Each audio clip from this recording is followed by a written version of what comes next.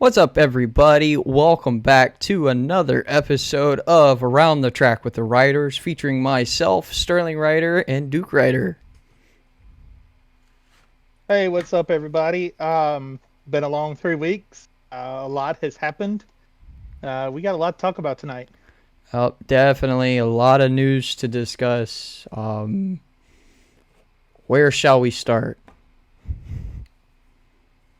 Well, I would say let's start with the most important and work our way backwards, but daggum, everything seems to be pretty doggone important. So, probably what we really need to talk about first is some silly season stuff that's been floating around. Only one thing has been made official, and that's Connor's Village to Cup, Yep. which, I mean, who didn't see this coming last year? Um, before, before he even got in the car, we knew he was going to be a superstar just because of all of the stuff that he had already won in, So him going to Cup with Trackhouse is no major surprise. There are some other silly season rumors that have come up and disappeared, but I just want to mention there was talk of Legacy Motor Club and um, what is that team? My mind just went totally blank. Rick Ware? No, um, Haas Factory Team. Sorry, y'all. Ah, My mind just went totally blank. I knew I was going to talk about, but Legacy Motorsports, Motor Club, and Haas Factory Team. At one point in time, there were rumors of them merging. As a door bumper clear this past week, Freddie Kraft kind of dispelled those rumors. That is no longer something that's being talked about, but there's talked about that Haas Factory Team is possibly going to be switching to Chevrolet mm-hmm. in the off season. So um, that's kind of an interesting tidbit of news. I know Legacy Motor Club is deeply entrenched with we'll go ahead and talk about the first lawsuit. Deeply entrenched with a lawsuit, Legacy Motor Club versus Rick Ware Racing. Legacy Motor Club was trying to purchase one of Rick Ware Racing's charters.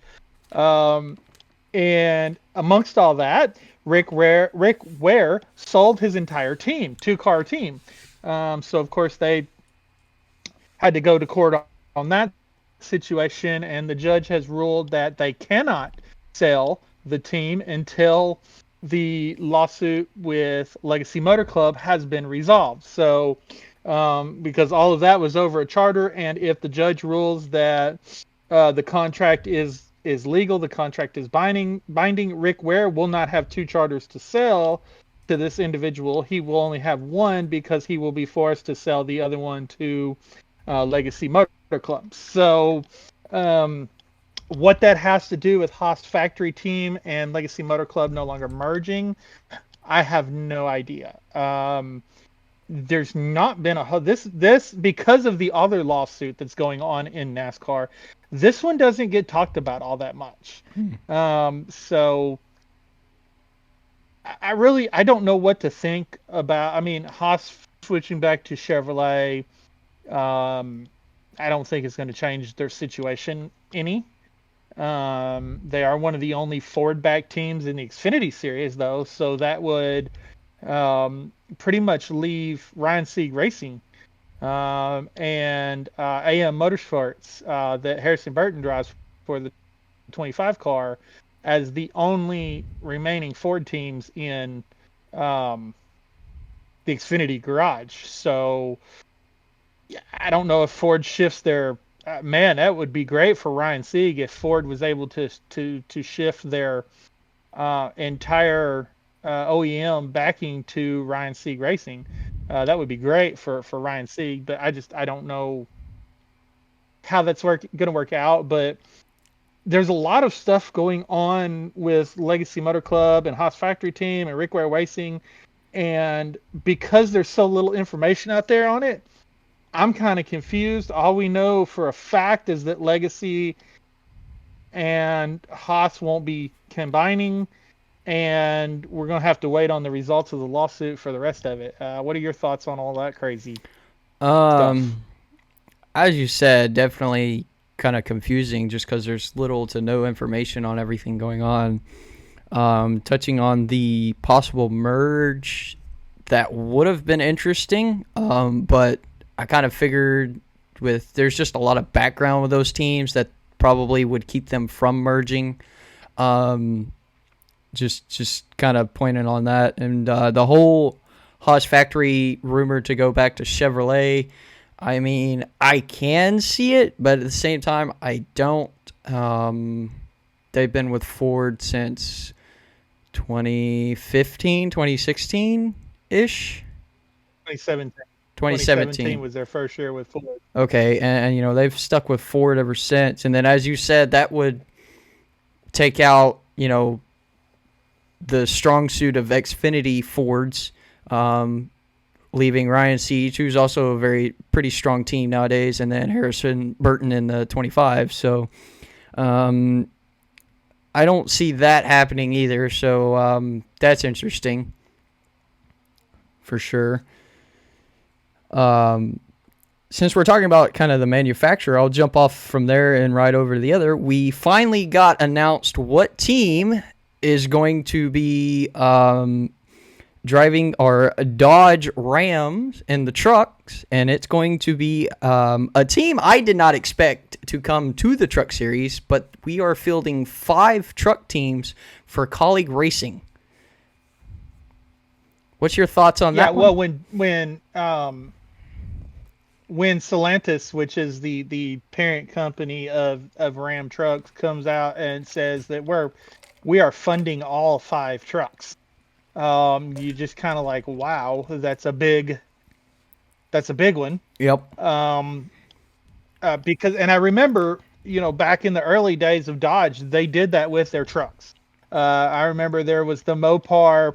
I'm trying to remember all the numbers that were sponsored by Mopar. It was number 1, number 20, number 29, and number 30, I believe is the 4 Mopar sponsored teams. But then they had other teams that they backed heavily as well, with Richard, with Petty Enterprises. They entered a truck, a Dodge truck back in the Truck Series back when they first started up. So they have always been very hands-on. And then when they moved up into the Cup Series in 2001 with Evernham Motorsports, and they had the number 9 of Bill Elliott and the number 19 of Casey Atwood that first year, those first 4 or 5 years, really until Budweiser came on with Casey Kane, I believe in 2008,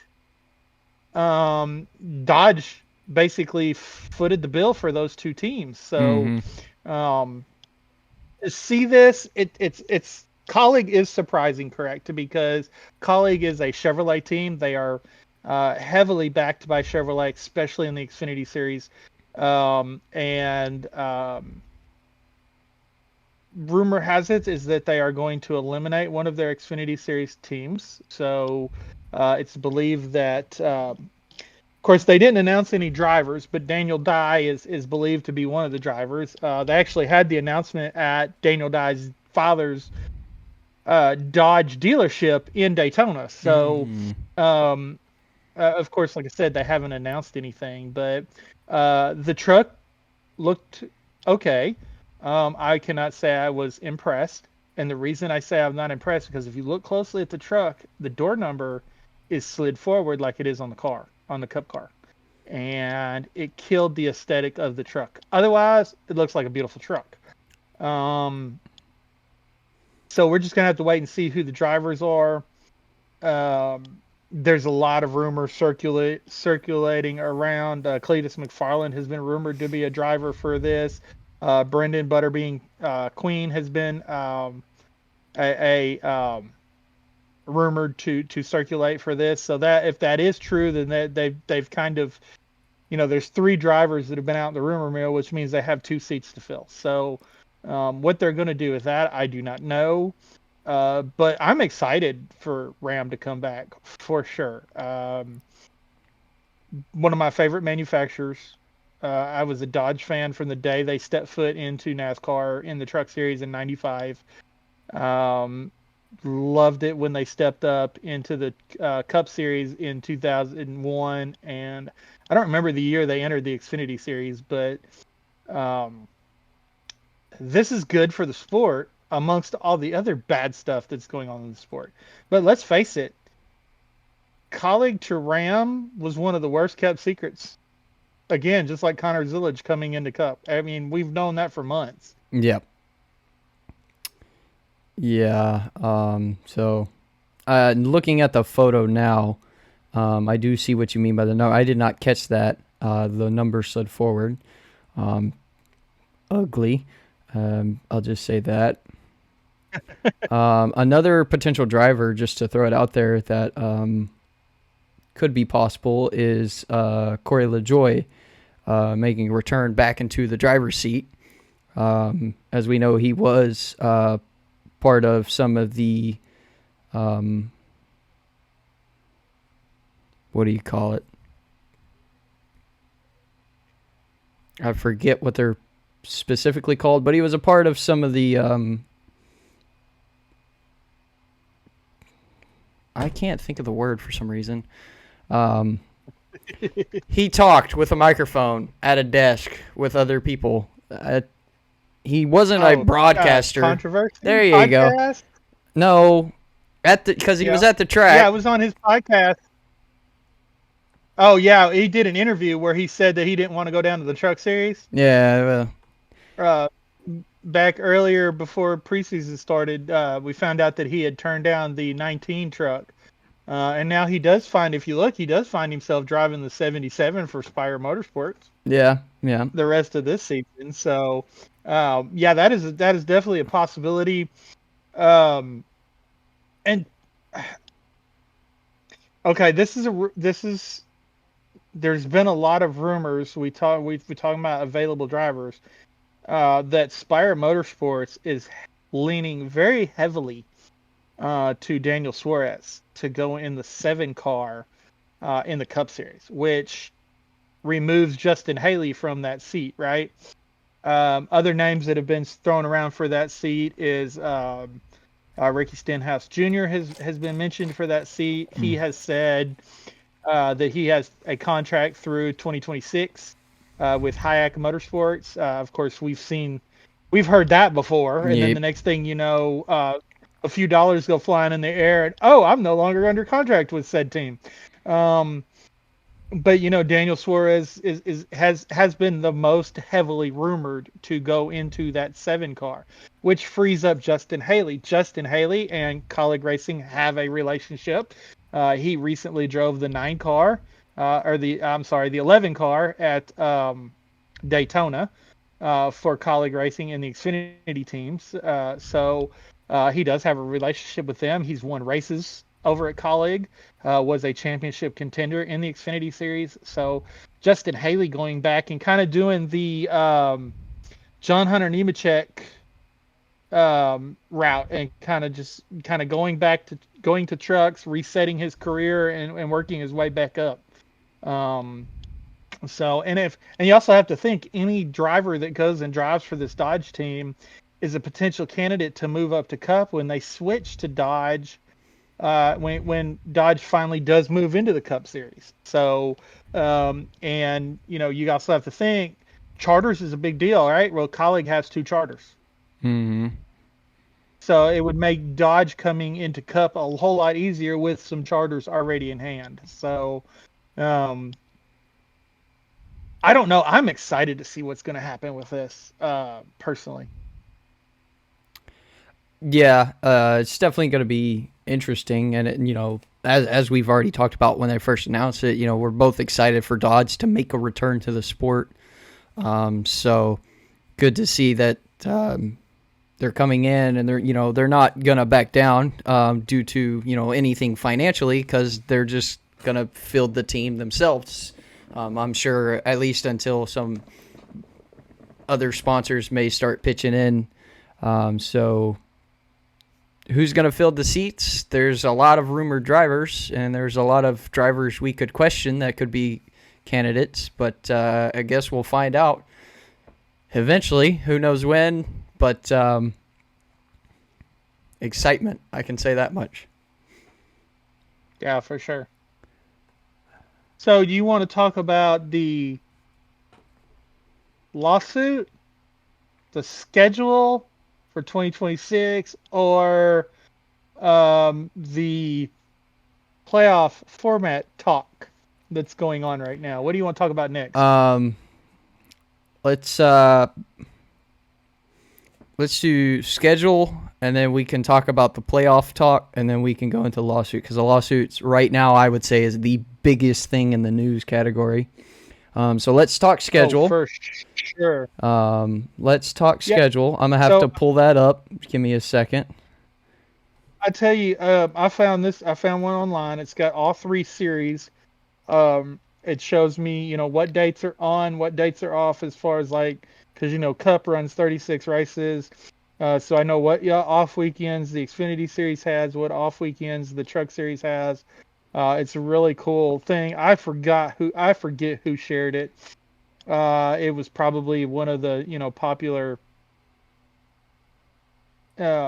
media members that we follow: Bob Pockrass, Matt Weaver, Jeff Gluck, some people like that. But so serious changes.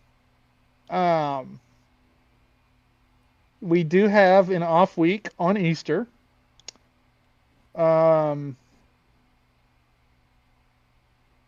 We do have an off week the first weekend in August, between the TNT and NBC Sports switch over.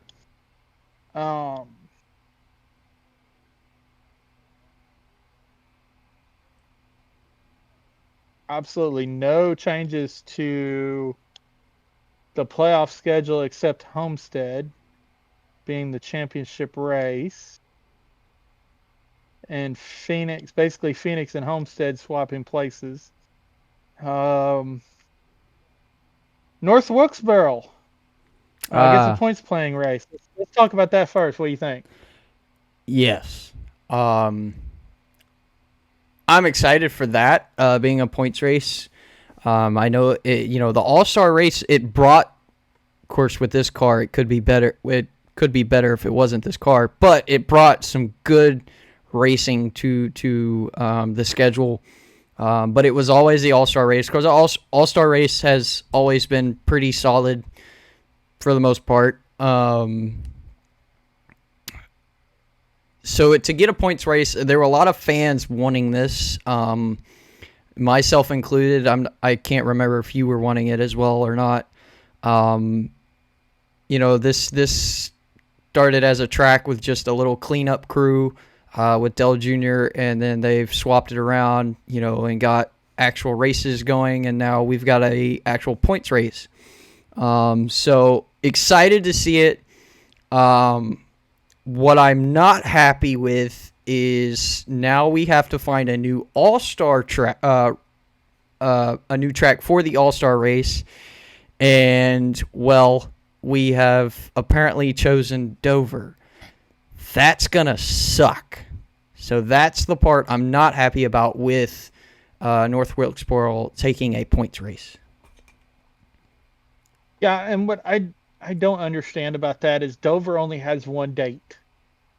So that's kind of an issue, because they took that one date and turned it into an all-star race.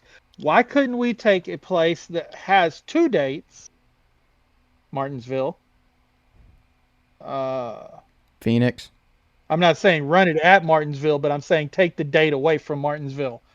You could still, if you still wanted to run the, you could do that like they used to do the Coke 600 in the All-Star race. Have the All-Star race at North Wilkesboro the week before, and then have the Coca-Cola 600. Then you go back to North Wilkesboro the next week.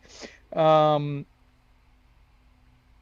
do not like them taking a track, I don't care what track it is, that only has one date and turning it into an all-star race, because it's, Dover doesn't have the best racing to begin with. But now Dover has lost all of its appeal. There's going to be 0 tire wear. There's going to be 0 fuel mileage racing, 0 strategy. I mean, it's just going to be a let's go race around Dover for 20, 30, 40, 50, 100 laps, whatever, how long they make it. But if this was, I wasn't prepared to shoot another track in the foot for a North Wilkesboro points race. No. Let's put it to you that way. I am one of those that at this point in time would have no problem seeing the Clash and the All-Star race become one event. Because of what they've both basically became, because of the way they've been running them, have become the same race. Yeah. Right? I mean, you look at the Clash, you look at the All-Star race, everybody has to go to the Clash and run the qualifying races. Everybody has to go to the All-Star race, even if they're not in the All-Star race, and run the Open, right? Mm-hmm. So all the charter cars do anyway. So just combine the two. Honestly, give them that weekend off in May. Combine the Clash and the All-Star race, have it wherever. I mean, if you want to move it around to Coliseums or different places like that, Bowman Gray, whatever, run it at Rockingham, to be honest with you, because the Xfinity and the Truck Series is going to Rockingham. Mm-hmm. The Cup's not. So, hey, let's do our All-Star race and our Clash there. There's no rule that says that we have to start the season with the Clash. No. Right? So the Clash can be, let's see, Rockingham. It's actually Easter weekend. Okay, so let's move it back a few weeks or whatever. But let's if you do want to start the season with, let's move Rockingham to the beginning of the year for all three series, and we'll just run them before Daytona. So something. Either way. Something I just thought of, just an idea, kind of doing what we did with North Wilkesboro, is we get an old track, it's been abandoned or hasn't been ran at for a while, clean it up, put the All-Star, obviously let some other smaller series maybe race first just to make sure the track holds up from being renewed, and then bring the Cup Series in for the All-Star race, kind of like they did with North Wilkesboro. Let's take that and, go to Rockingham, and then after a few years, maybe make it a points race, and then go to another track that's been renewed and make, race around there a couple years. Just an idea. I know that could. I've also heard. Yeah, but I've also heard there's been people that have thrown Pensacola out where they run the Snowball Derby. I mean, you've been to Five Flags. Let's run the All-Star race down there. That would actually be a really good race. I mean, hey, you want to run? They've talked about dirt. You want to run on dirt? Let's go to Knoxville. Let's go to the Springfield Mile. I mean, up in Springfield, Illinois, the ARCA races run up there. Let's go run an All-Star race up there on dirt. Let's go to the Milwaukee Mile. Mm-hmm. Pikes Peak. There's all kinds of, and when you mention it, there has also been, I know this isn't on schedule, but future schedule, there's been very positive movement in the Nashville Fairgrounds conversation between Speedway Incorporated and the Nashville City Council. Positive direction on that. So there are many options out there at tracks that we're not running right now. Mm-hmm. Let's not shoot one of our tracks in the foot to do this. Right. I think that was a very bad idea. Yes, I would agree. Plus, Dover, is it correct that Dover has no lights? Correct. And it is, because it is right there next to the Air Force Base, that it would be literally impossible for them to bring in temporary lighting, because they're right outside the Air Force Base, and the Air Force Base is not going to want those bright, shining lights blinding their aircraft at night. No, I don't blame them there. So as usual, NASCAR shoots themselves in the foot once again and kind of messes up some good stuff.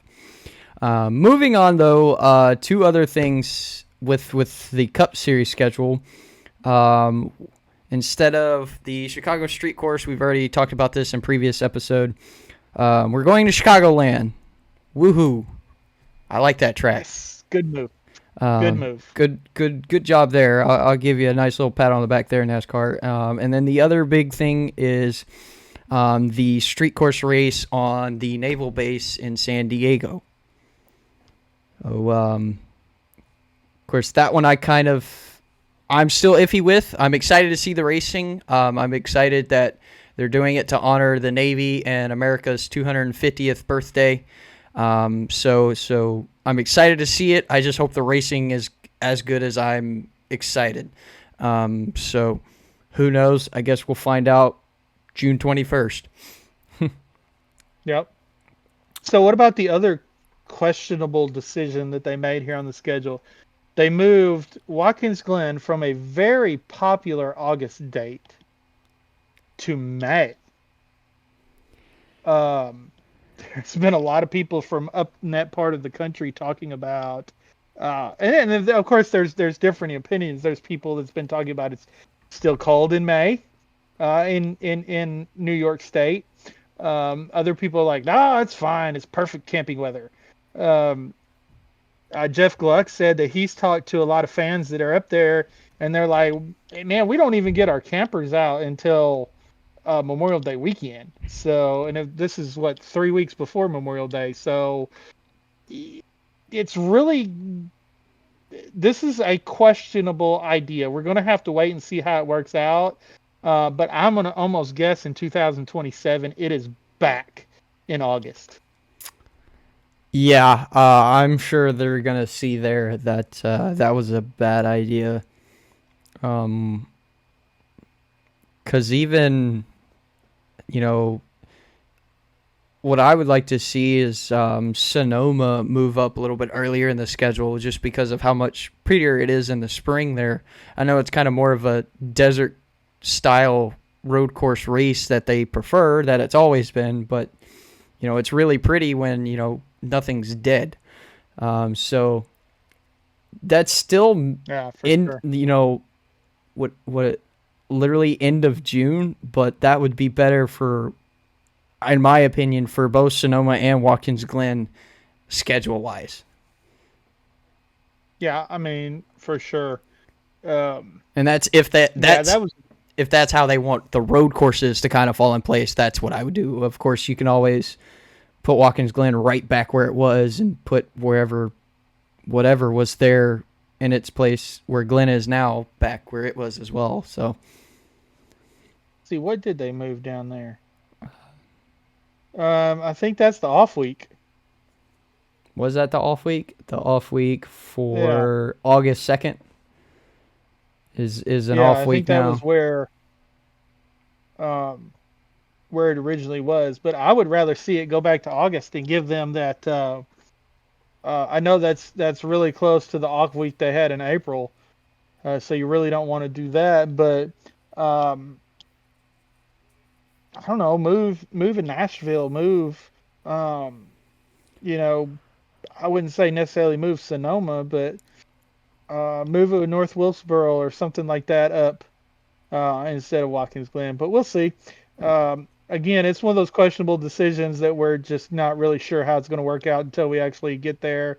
If NASCAR gets snowed out, they're going to be embarrassed. Yes, that would be very interesting to see. The last thing, real shakeup. Okay, go ahead. I was going to throw in the last thing on the Cup Series schedule is we're keeping the same.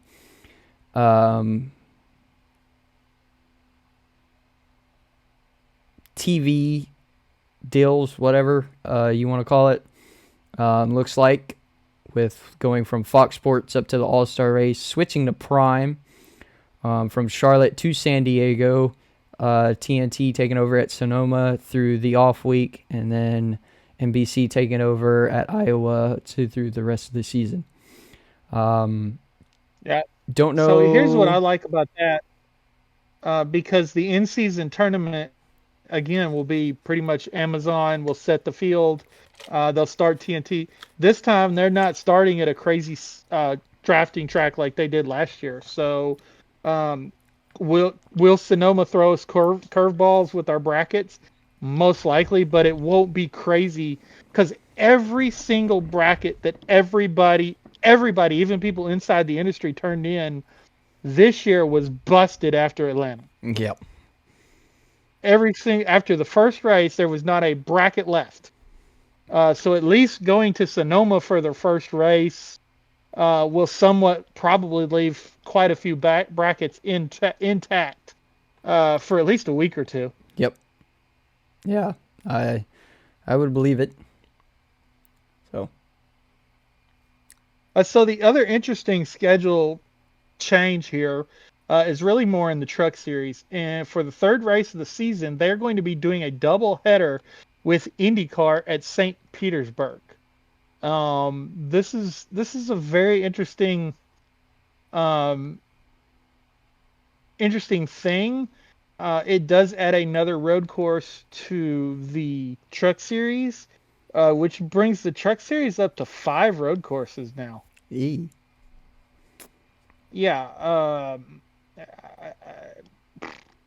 I'm not really sure what to say on that. That's a lot of road courses. But them having a doubleheader with IndyCar is going to be cool. Yeah, I think that'll be pretty awesome as well. You're going to get a lot of people down there going to both events just because both events are at the same time. So that's actually pretty cool. I didn't even know there was a track. I kind of forgot there was a track down in St. Petersburg, to be honest with you. Oh. All right. The only sad thing there is with the truck schedule is Fox Sports still, for the whole season. Blech. Yeah, they are murdering that series. I'm sorry, but the truck series, some of the best racing of the weekend is just absolutely being murdered by Fox. We've mentioned that multiple times. Anyways, I would believe that's it for the schedule. Yep. So we can move on to the crazy talk of the playoff format. Okay, so I know, and you know, but our viewers do not know. What team are you on? Are you on team playoff, team chase, or team full season points? Okay. Let me explain this a little bit because I am on full season points for multiple reasons. But you're young. Yes, yeah, that's why I'm going to explain why I'm for full season points. Okay. I don't like how it's a one and done kind of, championship, especially for the championship round. The only way you could get me for the playoffs is to make the championship round more than one race. That's it. But I'm going to go full season points. So you'd be okay with the 3 round that they're talking about? I would potentially be okay with the 3 round. Obviously, it'd be something they'd have to do just for me to give you a full opinion on that. That's the only way I'd be like, I can kind of go with this. Because that gives more than, the final 4 one race to, duel it out. And in my opinion, that would be a lot better. So the thing is with a full season points is it's not about wins. It's about consistency, which in my opinion is much bigger in NASCAR or racing in general than getting all those wins. Of course, yes, winning's great and all. I'll agree with that. Still waiting on my first one in the league. But I'm still consistent with my finishes because, I don't know, it's just how it works. But I'm up in points. I still have a chance, to be fair. because of the point system. There's a lot of, not to hurt any of the drivers or any of our viewers, there's a lot of drivers in the playoffs right now that should not be in the playoffs just because they won. There's a lot of drivers that were way back, late 20-ish, about 30th in points that are in the championship because of 1, 2, 3, 4 wins. So I don't like that. Great that you won. You got to be good everywhere to, in my opinion, to win a championship. So that's my thing, is that consistency shows that you are always there and always contending for the win. Even if you don't get it, you're still there contending for a championship.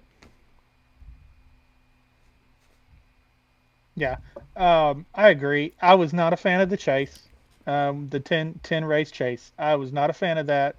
I'm not a fan of the playoffs. I don't believe there's any playoff way that you could work the playoffs that I would think it was fair. I don't like winning you're in. And the reason I don't like winning you're in, because let's take, for example, Harrison Burton winning the Wood Brothers 100th race last year. Was it about the Wood Brothers winning their 100th race? No, it was about Harrison Burton made the playoffs. Yep. Say the 100th win was not celebrated like it could and should have been, because the playoffs was the bigger story. Yep. Okay. Austin Dillon's Richmond controversial win. They say it's controversial. I think it was 100% fair. Yep. But was it about Austin Dillon going out and winning his 5th Cup race? No. It was about, is Austin Dillon going to be in the playoffs? Is he not going to be in the playoffs? Mm-hmm. Let's talk about, SVG's first win this year. He goes out and he wins. Is it about SVG getting his first win in the hardest, or what's supposed to be the hardest cars in the world to win in, the hardest series to win in? No, SVG's in the playoffs. So we have taken, wins are more important because you get the playoff points, you get blah blah blah. But we celebrate the win only as a ticket to the playoffs. We don't celebrate it for what it is. 100th victory, a first. Well, it really wasn't. It was his second Cup win because he won at Chicago a couple years ago. Mm-hmm. But we're not celebrating them as we should be for what they are, because the playoffs is a bigger story, and I don't like that. I think it takes away. I think it takes away from what a win actually means. Go back to Josh Berry when he won his first race in the Cup Series at Las Vegas this year. That's somebody else. Was it about Josh Berry getting his first win in the Cup Series? No, it was about Josh Berry being in the playoffs. Mm-hmm. So now I understand that right now that's the rules of the game. It's fair game. Go for it, whatever it is. But I'm full season points for one reason and one reason only: legitimacy. It is the only legitimate way to crown a motorsports champion. Yep. Because motorsports is the only game. They want to use sticky ball sports, what's what we're going to call it, is the only game that has all competitors on the field at the same time. Whether it's IndyCar, World of Outlaws, Cars Tour, NASCAR, it is the only sport that has all the competitors on the field at the same time. Right. You cannot have 30 NBA teams playing a game at the same time. right? How confusing would that be? Very. Like, You cannot have all of the NFL teams playing a game at the same time. How confusing would that be? I mean, but you have that in motorsports. This is they want to compare NASCAR to stick and ball sports, and that's why we do the playoffs, right? The basketball equivalent of this for the NBA would be you've got all 30 teams sitting on the sidelines as the NBA Finals. Okay, 2 teams have made the NBA Finals, but you've got all 28 other teams out there sitting on the sidelines, and players from those teams can be substituted in at any point in time. That's just weird. For any team. So, like, you could have 5 Lakers against 5 New York Knicks, and neither one of those teams even made the playoffs. But they are competing against each other to score, to keep the other teams from scoring. Okay, it's so confusing it doesn't make sense. So it is, in last year, really, we've had 3 instances where this playoff series has been totally busted. Or 4, actually. 2017. Well, actually 5. 2015, when Kyle Busch broke his legs and missed 11 races and came back and won the championship. Okay, that completely killed the legitimacy of the playoffs, of the NASCAR championship. Then you had 2017, no, it's 2016 with William Byron. He has won more truck races than anybody else in the field. He had more points than anybody else in the field. He blew up at Phoenix and did not make the championship 4 and went to Homestead the next week and won the race in the truck series. Would have won the championship had we been under chase format or the old Winston Cup points format. Okay, he would have won the championship. 2000, I want to say it was 2019 when Matt Crafton won the Camping World Truck Series championship, having not won a race all year long. Okay, so that's another one. And then last year, when the champion was the 14th points position, won the championship last year.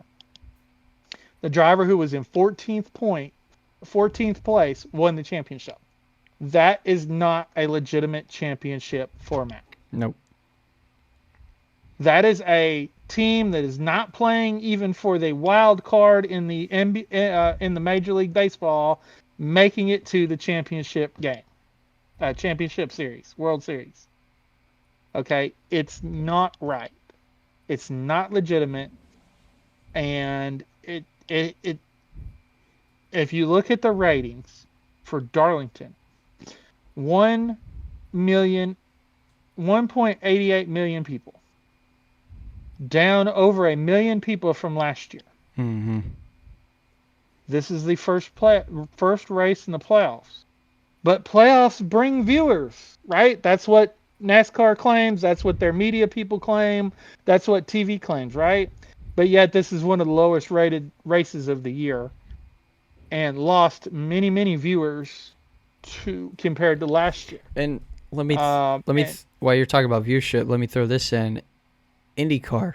Look at what IndyCar just did with because they have a full season points championship run. They did, I think it was 136% more than last year's championship race or final race of the season. Mm-hmm. So it's not the format, the full season format that's getting rid of viewers. It's the playoff format. Right? And I think fans are starting to vote with their remote. And even couch racers, Patrick page posted that out, said that viewers are voting with their remotes. Martin has said that viewers are going to start voting with their remotes. Dale Earnhardt Jr. has said that fans are going to start voting with their remotes. And, you can't blame football because there wasn't football this past weekend. There was some college football on Saturday, but that had nothing to do with Sunday. Nope. So, and you mentioned IndyCar. Okay, there was 2 races left when the IndyCar wrapped up their championship. When Alex Palou had enough points to where nobody could catch him no matter what. He didn't even have to show up to the last 2 races. Okay, that's happened one time in the history of NASCAR. One time has it been wrapped up with 2 or more races. Well, actually, with more than 2 races. It's been wrapped up several times with 2 races left to go. But most of the time, the championship was either won the final race or the week before in NASCAR. And I have that chart that I'll repost it on my X account. I forget who posted it, but anyway, I'll repost it on my X account. You guys can go look at that and check that chart out. But IndyCar's last 2 races, I'm glad you brought that up. Last 2 races were their highest rated races of the season. But their champion had already been crowned. Well, what can you say? I mean, so there's a committee. We're going to have to wait and see what comes out of that. Ben Kennedy did say when the schedule came out not to really pay much attention to the playoff format because changes could be made. From my understanding, if NBC has anything to do with it, they will not be changed. But this is also what happens when you get people that are not familiar with motorsports getting a seat at the table. Yep. Put it to you that way. Yep. So the fans are mad at NASCAR. Some legends are mad at NASCAR. Some legends are mad at NASCAR. So why not just go for the trifecta and just piss off? I'm sorry, excuse my language. Tick off the most well-known athlete in the history of the world. Ah, yes.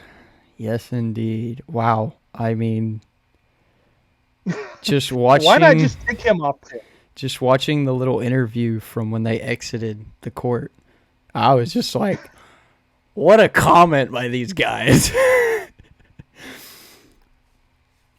Yeah. Okay, so we've moved on to the big lawsuit, NASCAR versus 2311 and Front Row Motorsports. If you don't know, 2311's owned by the GOAT of basketball, Michael Jordan. If you think it's LeBron James, go look at statistics again and learn to read and look at numbers. There's been a lot of, court hearings in the past few weeks, and I don't even know how to explain it all, so I'm going to just let Duke Ryder explain most of it, and I'll just throw in my comments. Yeah, so you texted me after they came out, and you were like, hey, did you see the lawsuit stuff today? And my response was simply, yeah, it was spicy.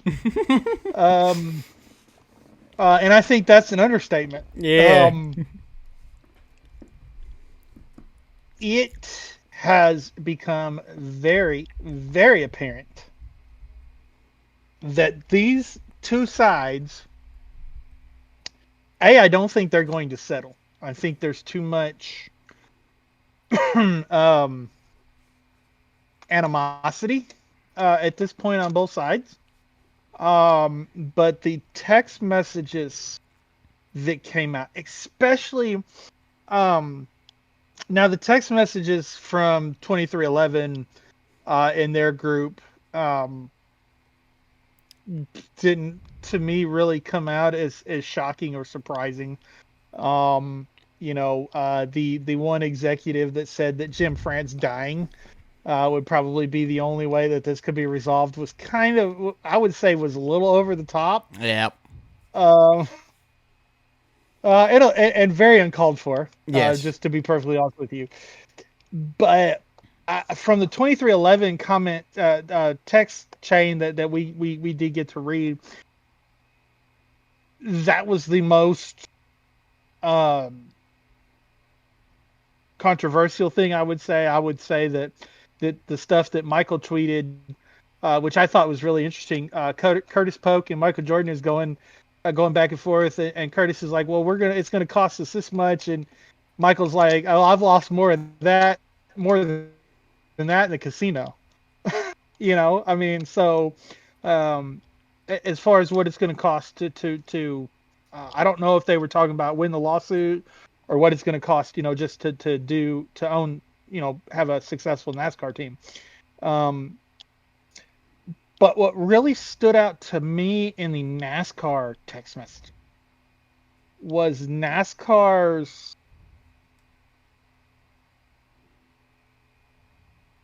basically their refusals to give the teams anything that they were asking for in the charter negotiations last year. It was like, we're not going to give them anything. Mm-hmm. We're not going to do nothing. Um, NASCAR wanted to use F1 which is a bad example for them, as we pay our teams a higher percentage than F1 pays their teams. Okay, that may be true, but F1 brings in billions upon billions of more dollars than NASCAR does. So even at a lower percentage that F1 is giving their teams, the teams are getting a lot more money. Mm-hmm. So that was a bad example. The other part of that that's a bad example is NASCAR, in essence, lied. Because, yes, in 2025, the teams are getting more money from the media agreement. But from my understanding is 2025 it is heavy front loaded, and then it goes down every year from here on out. NASCAR is still going to be getting the same amount of money every year from the networks, but they're going to be sharing less and less with the teams as the charter agreement goes on. Um, the other thing that stood out to me was that NASCAR had the idea of buying Speedway Motorsports, which would put all of the tracks that NASCAR runs on under their control, and that they had I can't remember, it was golden ticket or golden spoon or something clause that they were looking at where they would run the teams. They would hire the drivers, they would build the cars, they would run the teams, and they would basically tell Michael Jordan and Rick Hendrick and Roger Penske and Richard Childress and all of the people that built the sport, we don't need you anymore. Those are the things that really stood out to me that came out of this. Um, to me, everything that came out of this, and according to Denny, there's a lot more that's going to come out if this does go to trial. And if this gives, which in my opinion it gives NASCAR a black eye. If there's stuff that's spicier than this that's going to come out in the trial, NASCAR's not only going to have a black eye, but they're going to be black and blue all over.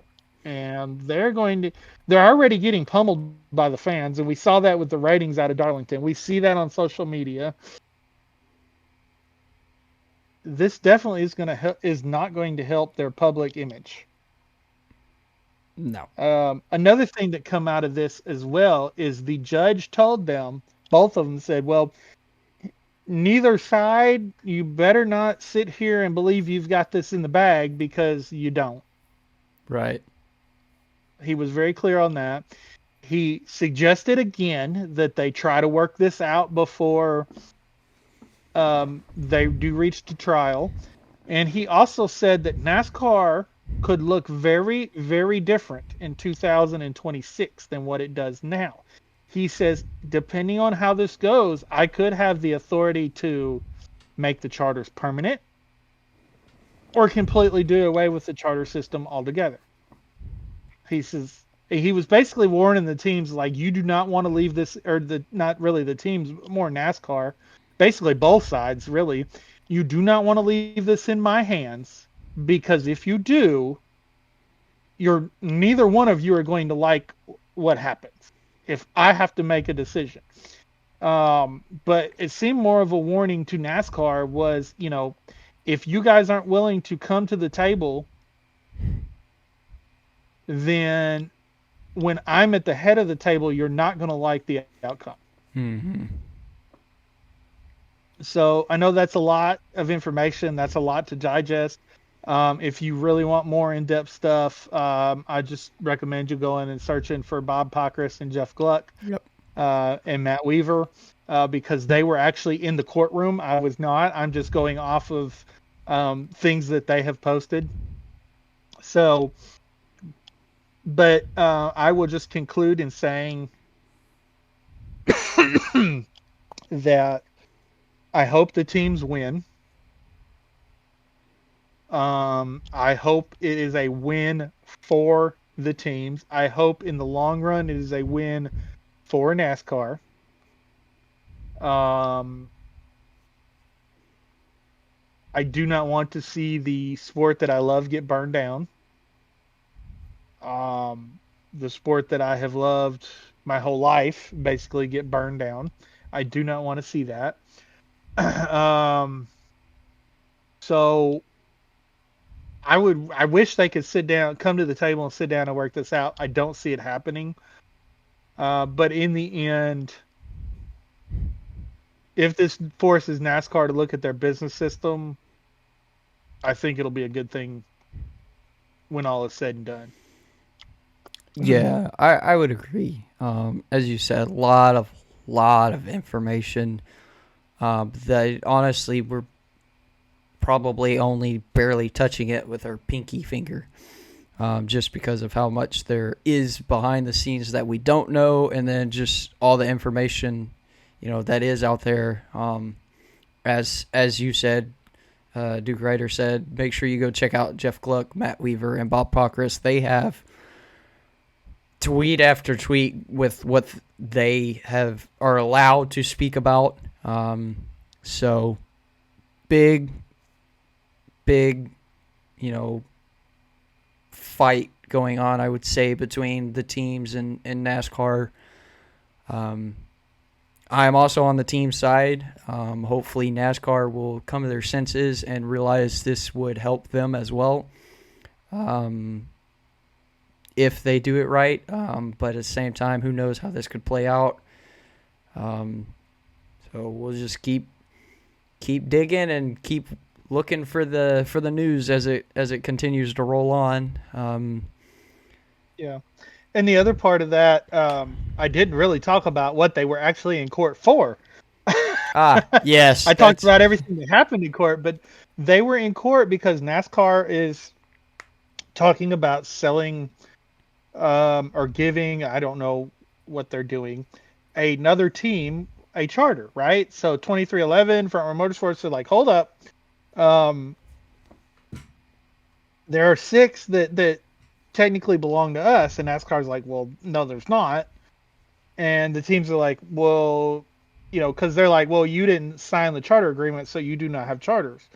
So anyway, the whole point was they filed for an injunction to keep NASCAR from selling or giving away their charters.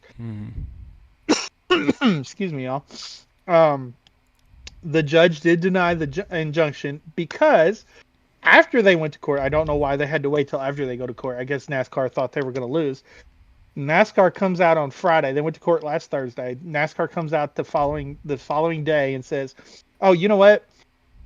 The charters that we're talking about giving, that's not 2311 Front Row Motorsports charters. We're going to keep their charters until, after the trial and we see how that works out. We're going to keep those charters. These are 4 other charters that we can give away to bring the car up to 40, or bring the field up to 40 cars." So the judge was like, "Well, since you said that, we're not going to have to go with this injunction because the season's, so far it's almost done. There's not going to be, Tyler Reddick's not going to leave the team in the middle of the season, especially when he's making a championship run, stuff like that." So the other thing I don't like about this is NASCAR seems to keep changing the rules as they go along. Yeah. Right? They're like, "Well, we want to be able to do with these charters whatever we want." They go to court, they feel like they're going to lose, and they come out and they say, "Okay, you know what? We're not going to do that." Like the whole open, we'll guarantee them starting spots. Yeah. Just to keep them from having the charters. So it's like NASCAR's, and that's not a good look either. No. So, anyway.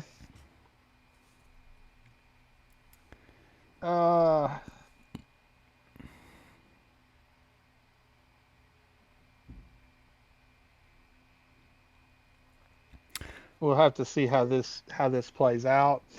Going to play out in December.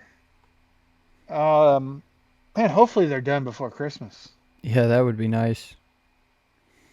All right, guys, we're going to take a quick pause to take care of some business off screen, and we'll be right back. So there's going to be a bit of a goofy jump here in a couple of seconds. So, yeah, be right back.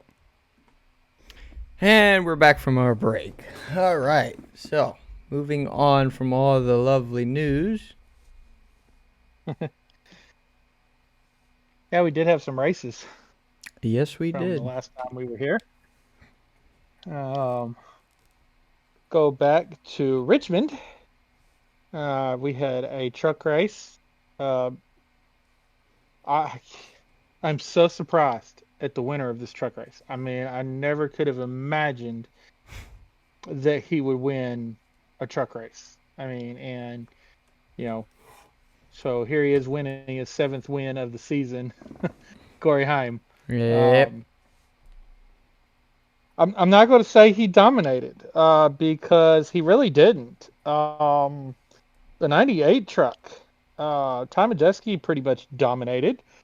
The first couple stages, only to be taken out by his teammate.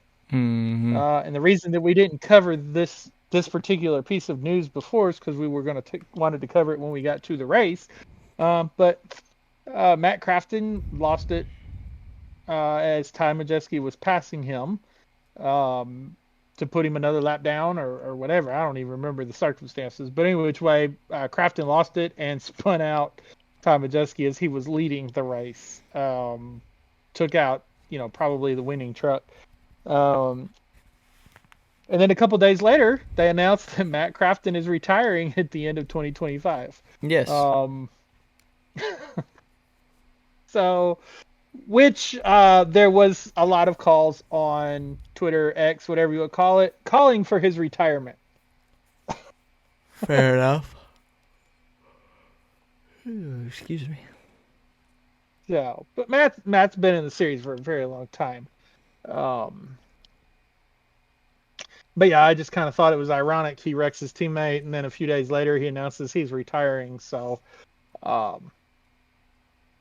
hasn't been competitive in the past 2 or 3 years. So, but yeah, I mean, it was. Other than that, it was for Richmond. It was kind of an uneventful race for what you would expect for the Truck Series. I mean, they had 4 cautions, a couple of them, few for incidences, but nothing, out of the ordinary of racing situations. Yep.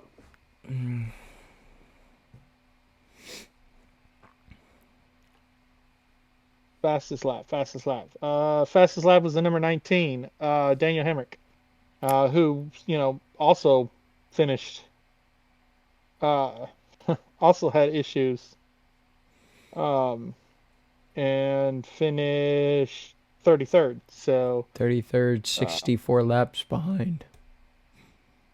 yeah, so it was a typical truck race. Yep. Actually, I'm sorry. It was a non-typical truck race because it wasn't chaos, but it was a typical Corey Heim winning a truck race. Yep. So then the main event of the weekend, Richmond. Uh, Now I want before we talk about the winner and all that of Richmond, what did you think of that race, um, as far as how it played out? I would say interesting. Um, if you go back, we've talked on, you touched on it already, but last year 2024, with the winner and how he won, which in our opinion was short track racing winning.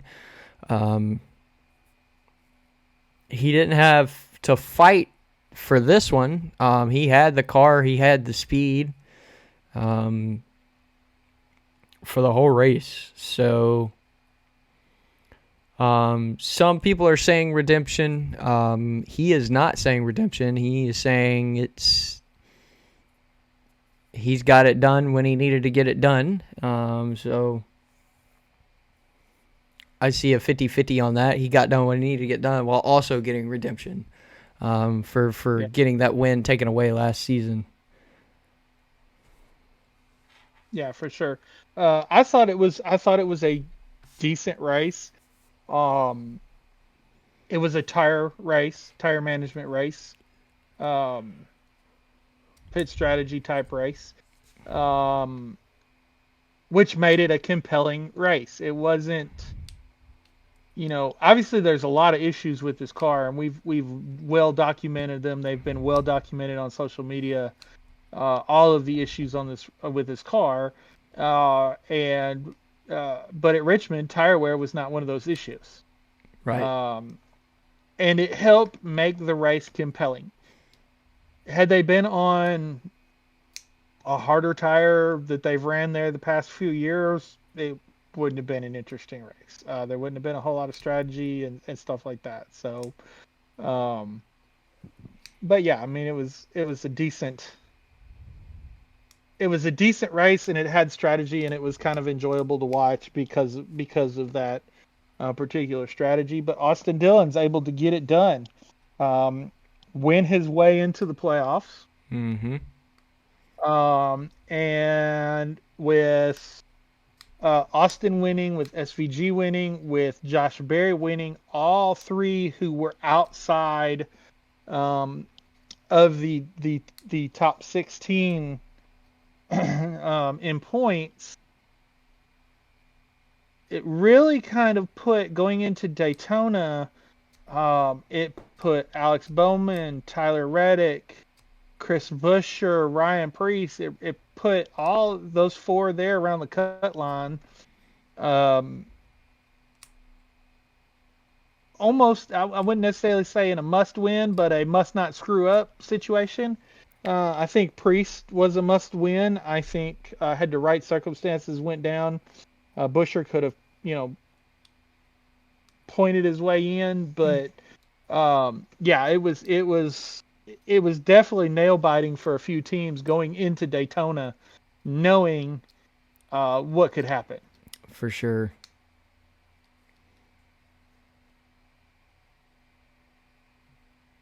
Um, Really, not a whole lot to talk about. I mean, I thought Chase Elliott finishing last is kind of big deal of a big deal. It was his first DNF in, I don't even remember how long.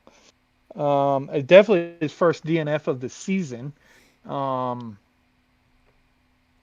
so it pretty much, did eliminate him from. any competition for the regular season championship, which, um, you know, spoiler alert, William Byron was able to wrap up at Richmond and win the regular season championship Mm-hmm. um, with his finish at Richmond. But it basically took, um, Chase Elliott and put him in a position to where he was going to have to run good at Daytona to be able to maintain his points position because he had Denny Hamlin, Ryan Blaney, and Kyle Larson all kind of there nipping, right there together with Chase. So that put him a little bit behind the eight ball going into Daytona. Um, so now we talked about the schedule, for next year. And last year we saw where Darlington was the final race before the playoffs. Mm-hmm. Daytona has been that cutoff race for several years now.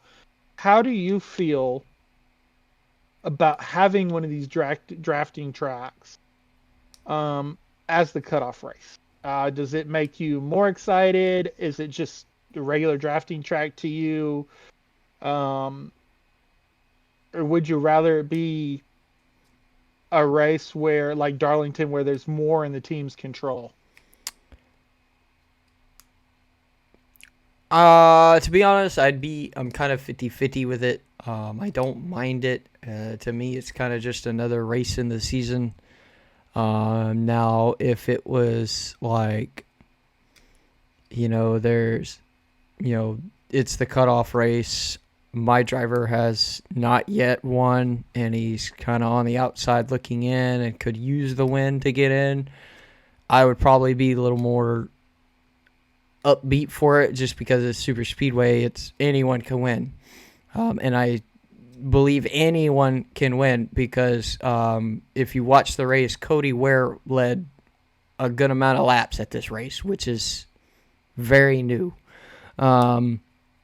So honestly, it would depend on the circumstances. But overall, in my opinion, I like when the teams are more in control and not the track itself. Just because to me, strategy and the driver's skill is more, and the pit crew, the execution of the pit stops with the pit crew is, to me, is more of a good job. You just won your way to get into the playoffs instead of lucked in at a drafting track.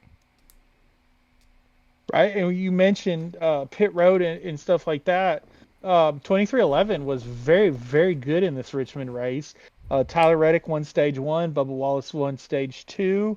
Tyler Reddick ended up getting wrecked by Ty Gibbs, um, and costing him the race. Bubba Wallace had a tire fall off on pit road, so there's two potential winners right there of this race that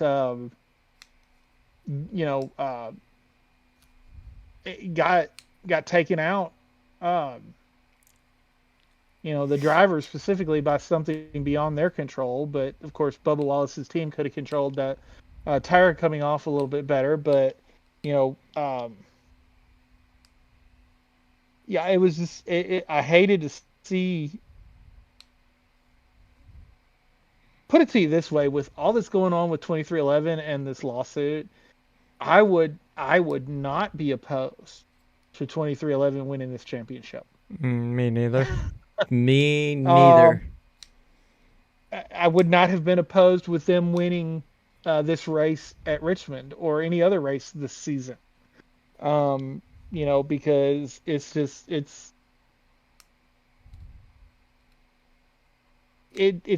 another black eye to NASCAR, I guess you might say. I, I mean, But I feel bad for Tyler leading and then getting taken out by a Toyota teammate. Bubba Wallace, he got that big win at Indianapolis and then has a tire fall off as he's leading the race. Just to hand the win to Austin. Well, it didn't really hand it to Austin. Austin, like you'd mentioned earlier, he was up front all night long, without a question, one of the best cars in the field. So I don't want to say Austin was not a deserving winner of this race. He was, but some of the competition was taken out for him, Yep. so to speak. Yep. So all right, you got it pulled up where you can talk about the fastest lap?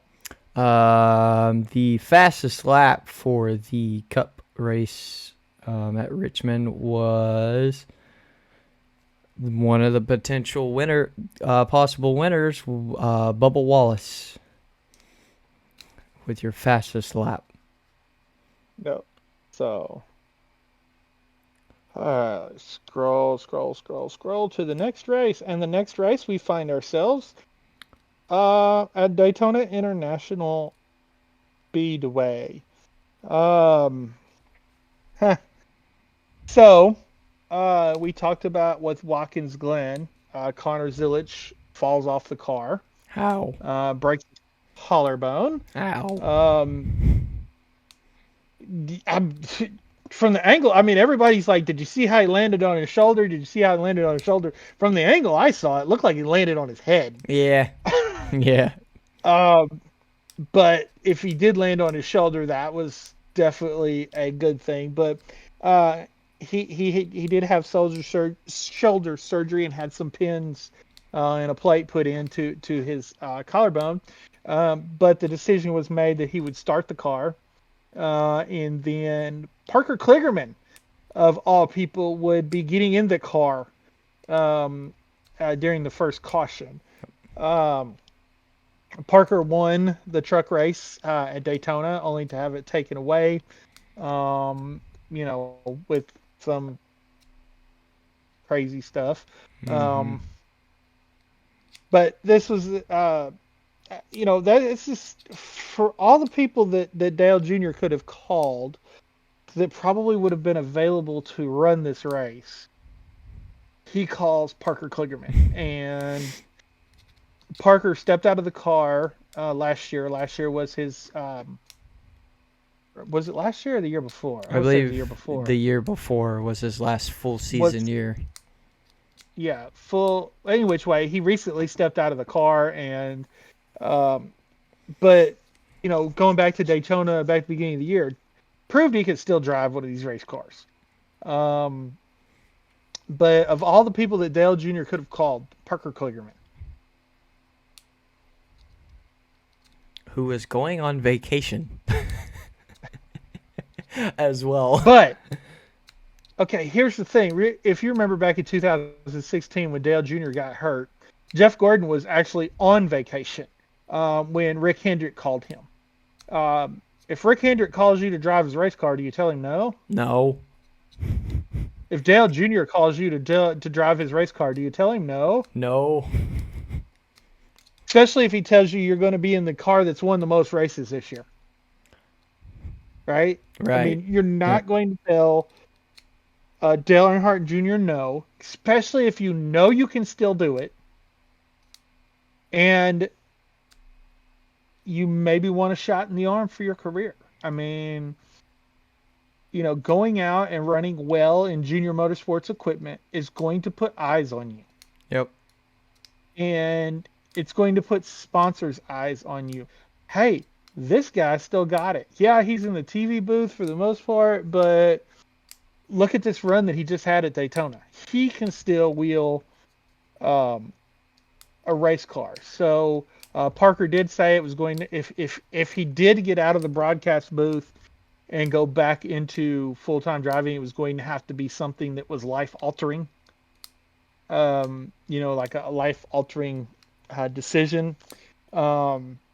Not that I really want to throw silly season rumors around there because they're not really rumors, but we talked about NASCAR was wanting to give or sell a team a charter, right? Mm-hmm. What if that charter's Junior Motorsports? What if Junior Motorsports moves one of his drivers up into Cup and there's an empty ride at Junior Motorsports that Parker Kligerman is offered? I mean, that, in my opinion, would be a life-changing ride, right? I would agree. And we do know that there's going to be a ride after 2026, potentially, with Justin Allgaier stepping away. So we know that the 88 is going to be empty next year because Connor Zilic is moving up to Cup. So he has some openings. So again, if Dale Jr. calls you to drive his race car, you're not going to tell him no. Junior, And this give is me a why. call. Yeah, Junior, don't. I mean, give him a call, but don't call him to drive his race car. Drive your race Oh, car. come on Um, now. maybe give him a call to drive your truck to the racetrack. No, come on. He can back up a trailer really well. That's true. But anyway, the winner of this race is listed. Even though he did get out of the car, the winner of this race is listed as Connor Zilic. This is technically his 8th win or 7th win of the year. So because he started the car, and when you start a car in NASCAR, you get the points for wherever the car finishes. Mm-hmm. He does not get any playoff points for this though, because he did not complete the race, but he does get the points, the race points for it. So, um, but man, it was the whole race was a fun race to watch. Again, Xfinity putting on the race of the weekend. Yep. I would agree. And your fastest lap for that was done by Eric Almirola in the 19. Yeah, so it was really, really good to see Junior Motorsports actually finish one of these, because they have a tendency, I've had a tendency in the past to wreck themselves, wreck each other at Daytona and Talladega. So seemed like they pulled this one off pretty well. Yep. I would agree. All right, so moving on to the Cup Series race. A rather uneventful race, right? I mean, we didn't have any kind of playoff drama at all. No question of whether Alex Bowman was going to make it. No question of whether Tyler Reddick was going to make it. I mean, they were both locked in coming into Daytona. William Byron had won the regular season championship. There's no reason whatsoever for fans to watch this race, right? Well, you kind of... Reddick and Bowman were not good. They were still on line. However, Reddick was in a somewhat safe position. Bowman was not. But... Yeah, Reddick was in a safe position up until lap 19. Yeah, well, yeah, fair enough. When he got some damage to his car in an incident. Very true. But at the end of stage 1, he still, I believe, went on... It was either stage 1 or stage 2. He went on to lock himself in point-wise in the playoffs. Yeah, only because on lap 33, Alex Bowman got caught up in whatever that was. The... That was... That was a whole lot going on right there with that race. That was crazy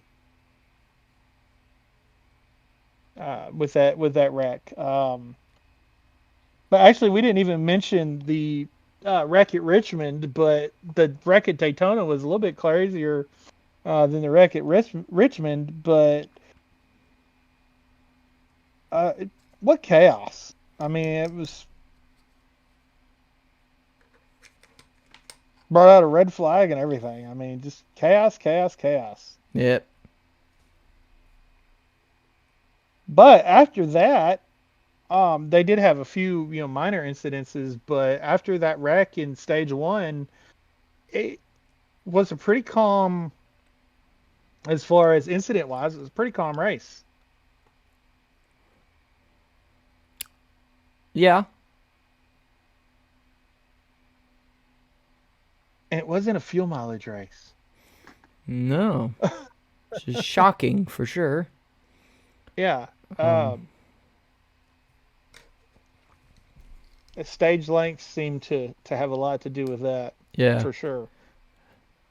But Um, there's been some discussion talking about making races shorter for those with, you know, itty bitty brains with itty bitty attention spans. You know what I mean? mhm. Um, but let's not make races shorter. Let's just cut out these stage cautions. Let's just keep racing, okay? You want to throw the flag at lap 75 and award points? Okay, we'll throw the flag at lap 75 and award points, but we're not going to stop the race. Yeah. I would be So, okay and I with think that. we've mentioned that several times before. Yep. But really good race. Man, those last three laps though. Ryan Blaney stole Kevin Harvick's old nickname. Where did he come from? Yeah. During those last few laps, he went from 13th to first. Yep. Which gets him the win. Um, and lets Alex Bowman make the playoffs. Because almost right there behind him was, 4 cars that wanted that win to get in. Daniel Suarez, Justin Haley, Cole Custer, and Eric Jones. And Chris Buescher was back, and Ty Gibbs were also in the top 10. So, um, Ryan Blaney was the crusher of dreams, Yep. so to speak, in Daytona.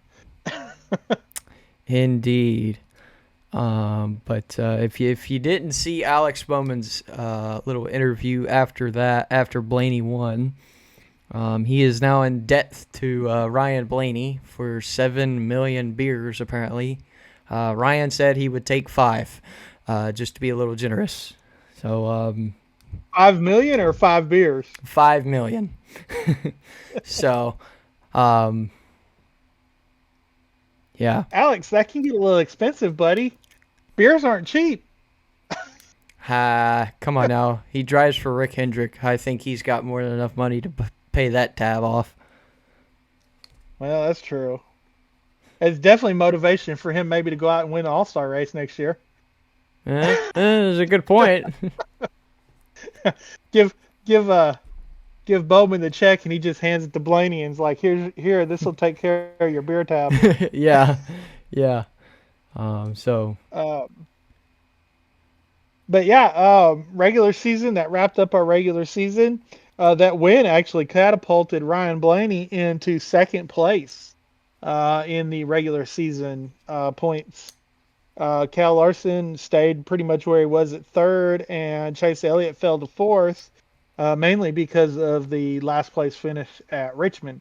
Now, another topic that we really didn't hit on, and I wanted to wait until we got to this point. Kyle Larson was able to finish third because he had 4 Xfinity fastest laps this year, and of course he was able to he won by like what 2 points I think, or he was in third by 2 points. Let's see here.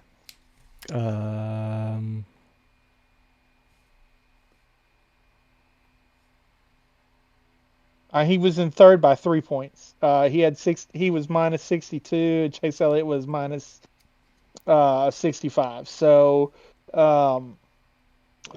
basically, you got to think. You look back to Sonoma and a couple other places where he got the fastest lap, where he was not on the lead lap, right? Right. So kind of had to work that out. But NASCAR is talking, or has mentioned this morning on their Sirius XM satellite podcast, whatever they call it, Holler Talk or whatever it is, that they were talking about making it to where, in order to get this point, you had to be on the lead lap. Yep. You couldn't be laps down. You couldn't have a wrecked race car. Overreaction or necessary? What do you think? I think it's overreaction. The big reason I think is there was a lot of fans on Twitter calling out the fastest lap, who had fastest lap after Darlington was over. Because Josh Berry did the same thing at Darlington. Yep, Josh Berry had it. Josh Berry sadly crashed, exiting turn 2. He hit one of those mini treacherous bumps wrong and completely lost control of the car. And but came back and got that fastest lap, although he was multiple laps down. I say overreaction. I mean, we've seen a lot of races where, potential winner or, the fastest car on the track, gets caught up in something. So I say keep it as it is. I think it's fair in my opinion.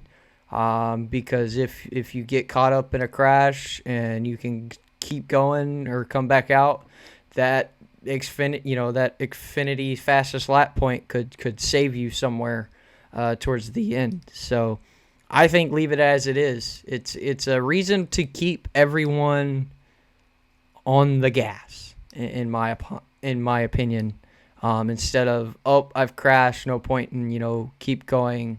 I'll just go drive in a circle somewhat fast but somewhat safely, so I don't lose out anymore. Yeah. I mean, that's a really good point. Yeah, I think it's an overreaction too. I don't know. I think NASCAR sometimes is just looking to make discussions on something that takes the attention off of what's actually being discussed. Yeah. We're discussing this instead of discussing the playoff format, or discussing the playoff format instead of discussing the lawsuit. I mean, it's just, Yeah. So the playoffs begin. And we've got 16 drivers now locked in. Alex Bowman being the last to get in on points. So yeah, I think we've harped about the playoffs enough that we don't really need to. But if y'all do not follow NASCAR Winston Cup point standings on X, go and follow them, because they have posted what they calculate with what the Winston Cup point standings would look like if we were using that particular system. And they actually use the amount of points that they used back in the old system. So to calculate this, and right now, man, there's a heck of a battle. Going into Darlington, the top 5 are separated by 91 points. Keep in mind that a race win could net you 175 points in the old system. 5 points for leading a lap, 5 points for leading the most laps. So you could get 185 points in the old system. So a 91 point deficit, not that big a deal. And you go back and even Ryan Blaney and Denny Hamlin in 6th and 7th are less than 200 points back. I know some people are going to be like, who cares? We don't use that system anymore. But just goes to show you, it's just as good racing. Yep. The points are just as important. Yeah. In this system as in the playoffs as it is in the old system. So that moves us to Darlington and excuse me. Oh, bless you. Thank you. To Darlington and Portland with the Xfinity Series. And we begin the playoffs for both the Truck Series and the Cup Series. Yep. Sorry, y'all. I'm sitting back. I have a cramp in my leg. I'm trying to work it out, and I had to pause the video again. Fair enough.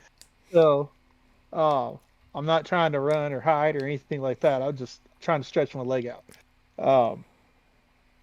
But yeah, getting his putting himself within one win of tying the record that Greg Biffle set back in 2000 of 9 wins in the Truck Series is Corey Heim. He puts himself up with 8 wins, pretty much dominating at Pocono. No, he didn't win Stage 2, but he finished second in Stage 2. Mm-hmm. Good race. Didn't see a lot of craziness. They did have Kevin Harvick in the booth. Yep. That was a good thing. Yes. And Kevin Harvick and Todd Bodine. Todd spent many seasons in his career in the Truck Series, won a Truck Series championship. Kevin Harvick, a former Truck Series winner and truck owner and championship truck owner. But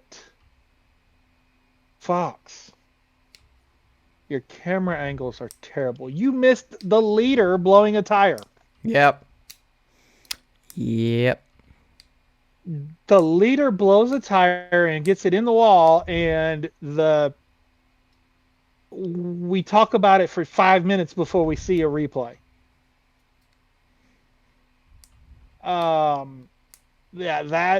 This is where, and we've talked about this before, booth, the booth being at a remote location. Yep. If they were at the track, they would have seen that right off the bat. Yep. And it's not like Darlington is that far away from Charlotte. No. So what harm would it have been to take your broadcast team to Darlington? Because especially Kevin would have seen it right away and called attention to it. Yeah. Here we're waiting 5 minutes and we haven't even seen a replay. Right.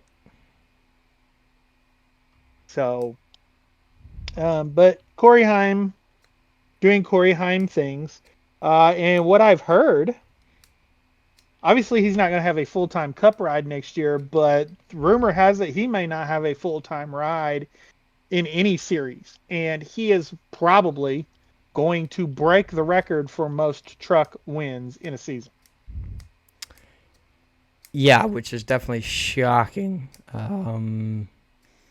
Not re-signing with Tricon, so no rumor of where he might go, and no rumor about if there even is someone interested, which is both weird and sad. Just because it's Corey Heim. He's been dominating the Truck Series all season long, both, point and playoff wise. So how could someone not want him in their vehicle? And this is, this is somebody that should definitely be in a Joe Gibbs Racing Xfinity car, right? Should have been in there last year. But because of him and Ty Gibbs' past relationship run-ins, he's not going to be able to drive for JGR. So his possibilities, especially in the Xfinity series with Toyota, are very limited. Yep. But we've seen it happen. I don't know about his contract, obviously, but I don't know what his contract is with Toyota. But we've seen Chevrolet teams swoop in and snatch up Toyota drivers, and we've seen Ford teams swoop in and snatch up Toyota drivers. And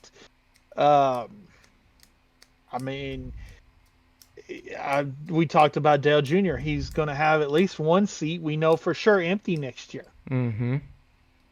Man, Corey, if Dale Jr. calls and asks you to drive your race car and you can get out of your contract with Toyota, you don't tell him no. No. No. So it's going to be interesting to see where Heim lands.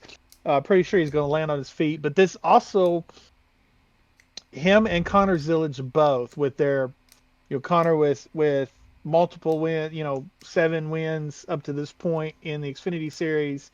Heim with 8 wins up to this point in the Truck Series, shows another argument against the playoffs. Corey Heim could go into the final race this year having broke the record, won 10 races, and have a flat tire and hit the wall early in the race and be eliminated from the championship. Yep. That's not fair. No. That's not right. Same thing with Connor Zilic. Going to lap 1, turn 1, and what happened to Josh Berry at Darlington could happen to them. Whereas with even if you did the point system the way we have the point system now, but you did the full season point championship, even with having those issues, Corey Heim's still going to be the champion.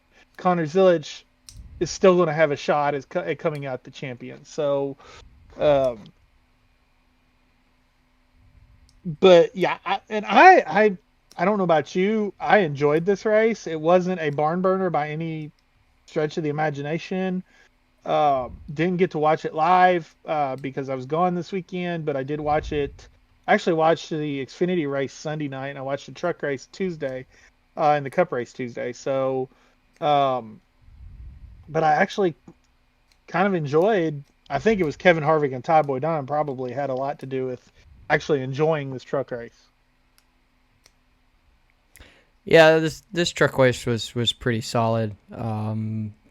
Pretty clean too there on tour till kind of mid stage 3, and it wasn't even that bad either. So pretty solid for trucks, especially at Darlington. Corey Heim, gets it done. Locks himself into the next round, the round of 8, for the trucks. And your fastest lap for the race was Chandler Smith. Yep. Before he wrecked. Yep. Before he blew the tire that Fox did not see.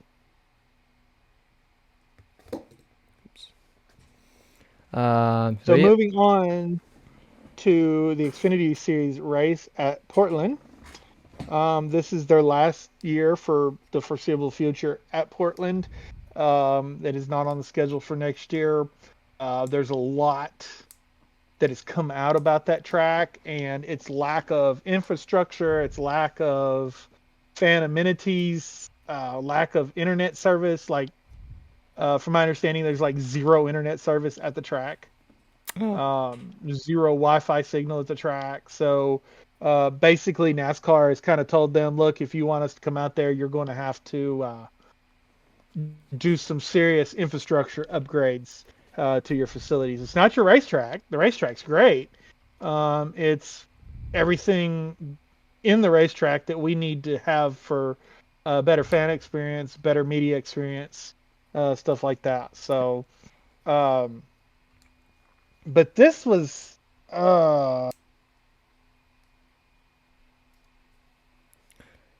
crazy. I guess would be the word that you would use it for this one. I would say crazy, yeah.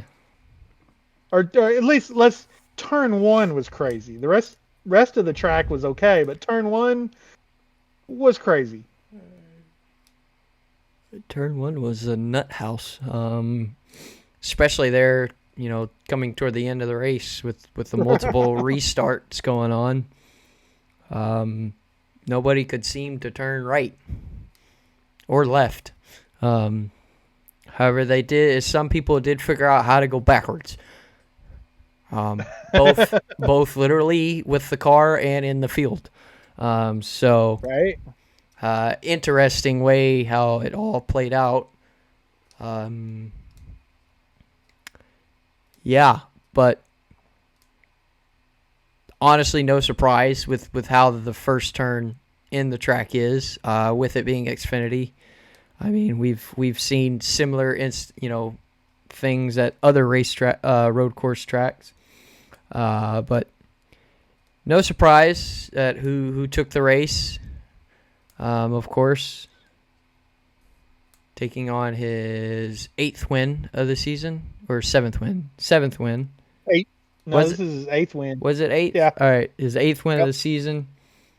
And the team, this particular team's 9th win, because don't forget when he was hurt and he was out of the car at Texas, Kyle Larson got in that car and won. Right. So this is his 8th win. This is the team's 9th win, and that is domination.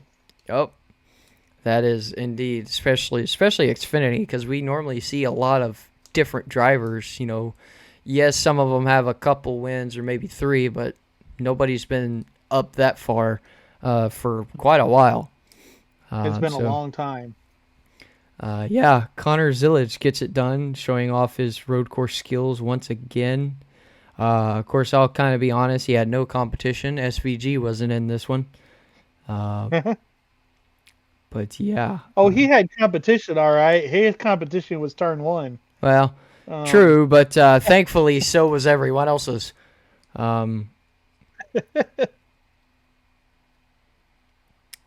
Looking for fast lap, but I'm not. It's not showing up for me. It was that 88. Oh, it would be Zillage. That would be why it's not showing. Probably showing for me, because normally when the winner gets it, it doesn't show it to me on the app. And it was on lap number 2. Sounds about right. I mean, coming out of stage 1, he just had a massive lead. I mean, 15. It was an SVG at Mexico lead, 15, is what it was. 15-second lead. Yeah, it was huge. But yeah, we talked about the playoffs. 8 wins. Connor could go into first lap at the championship race and be eliminated from winning the championship. Yep. And there's still more races between now and then. We can't just look at the Roval, which he's pretty much probably going to be a shoe-in at the Roval. But he's won at every type of track there is to win on. Short track, speedway, super speedway. I mean, Yep. It's going to be hard to beat him, but I guess we'll find out. It'll also depend on how others may try to race him. Still one more race before the playoffs start for Xfinity. So not quite there for them yet, but we did get our first race of the Cup Series for the playoffs at Darlington.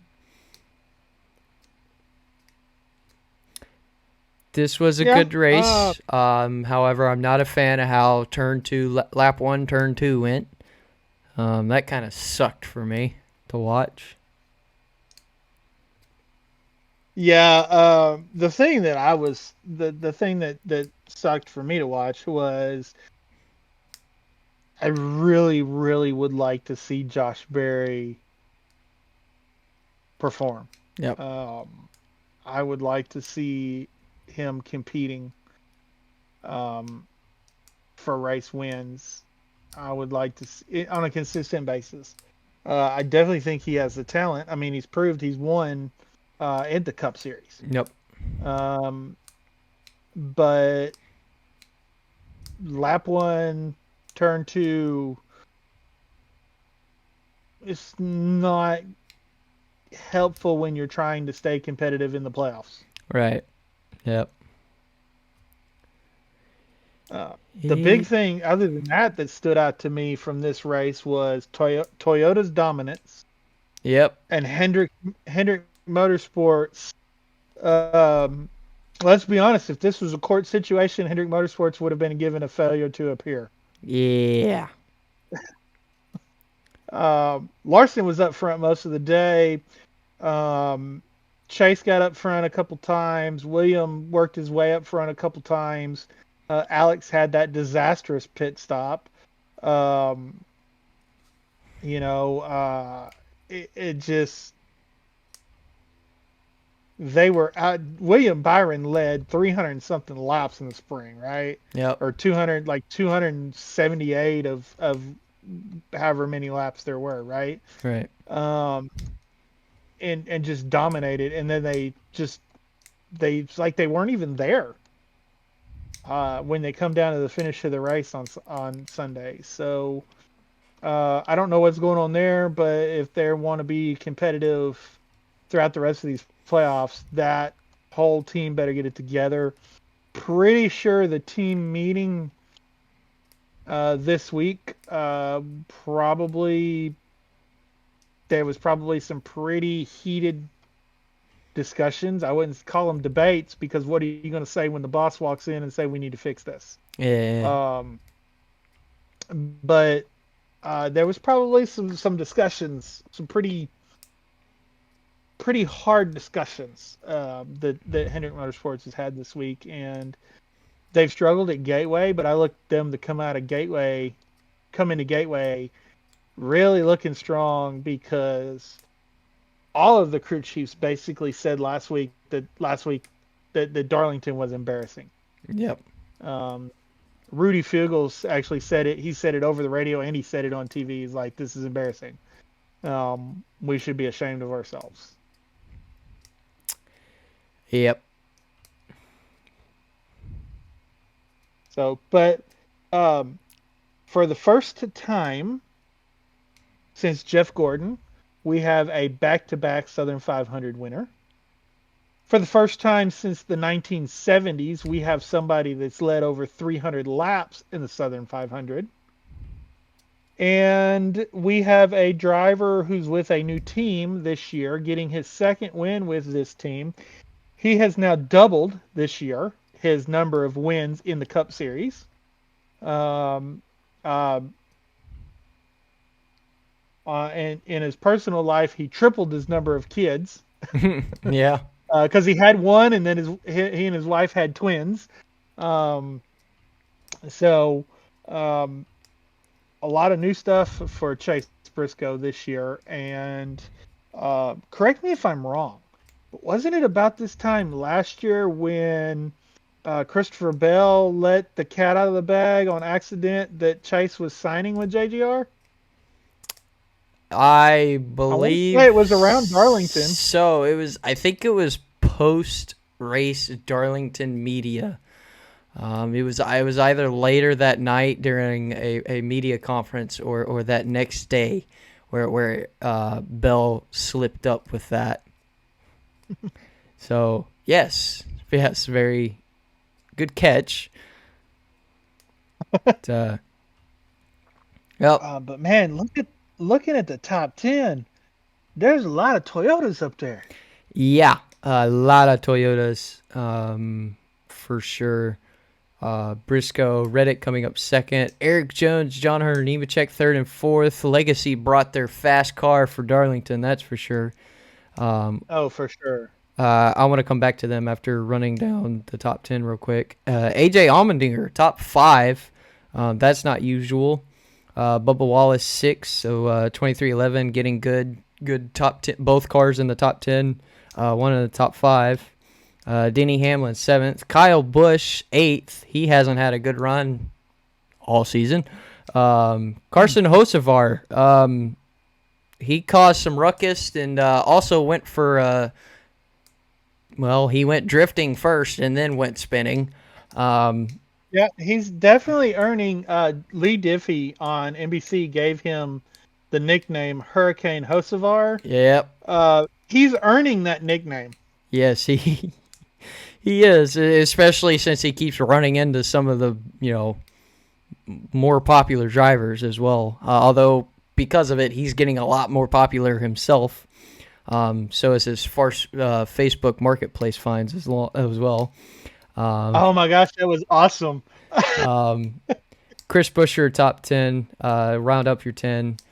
So I'll come back to Carson Hocevar just for some fun moments. But Legacy going 3 and 4. A lot of talk within us guys in the iRacing League. We believe Legacy is going to be scary next season. What are your thoughts on that? From everything that I've heard, there's been a lot of talk going on this week with Jimmy Johnson and his hands-on with the team this year. I would agree with that. Now, And the thing about this is they're doing it on their own. They are not in the JGR 2311 Toyota camp. They are not getting information from them. Um, as you would think they might be. You know, they're standing on their own 2 feet, and Jimmy Johnson's helping. He's helping with the day-to-day operations of the team. He's talking to sponsors. He's talking to team guys. He's hiring people. He's making sure the right people are in the right places. Um, and you got to look at who Jimmy Johnson can call. Okay, Jimmy Johnson can call a Dale Jr. Jimmy Johnson can call a Rick Hendrick. He can call a Jeff Gordon. He can call a Chad Knaus over at Hendrick Motorsports. You know, because of the relationships that he has with those people, and he could say, "Look, I know you're running a Chevrolet. I'm running a Toyota, but how can I make my cars go faster?" He has those relationships that he can bring in the money to do what the team needs to do, and then he can build the cars the way they need to be built. So to answer your question in a short answer, yes, I believe if they show up at Daytona and the next few races in 2026 and they run like they did at Darlington,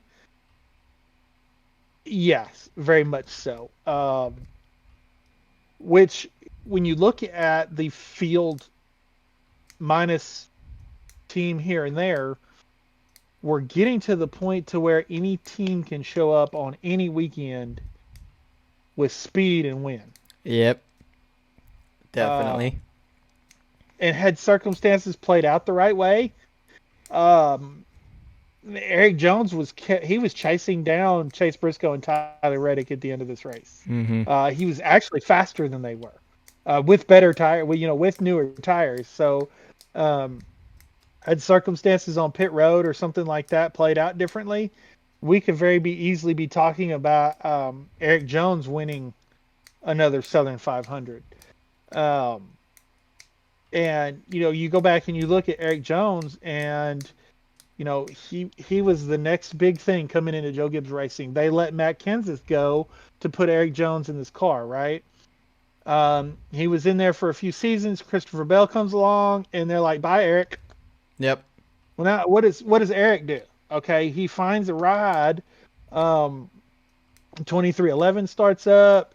So Bubba Wallace moves out of the 43 car. Eric Jones moves into the 43 car, and takes the 43 car to victory lane again for the first time in many, many years. In the Southern 500, no less. So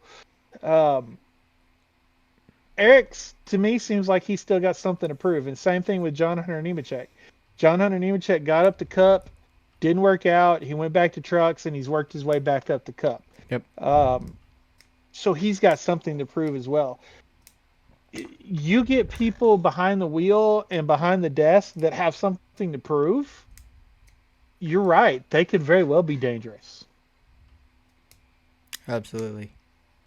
Yep. So definitely looking, as you said, almost, just about every team minus one or two is getting to where they can show up and be competitive every single weekend, which, in my opinion, another reason for a full season championship, because it could literally be anyone getting it at this point in time. Yep. Now, one thing we didn't do, and shame on us, we did not fill out a playoff bracket yet. We will do that at the beginning of the round of 8. Just because I haven't had time to do one anyway. Did you do one?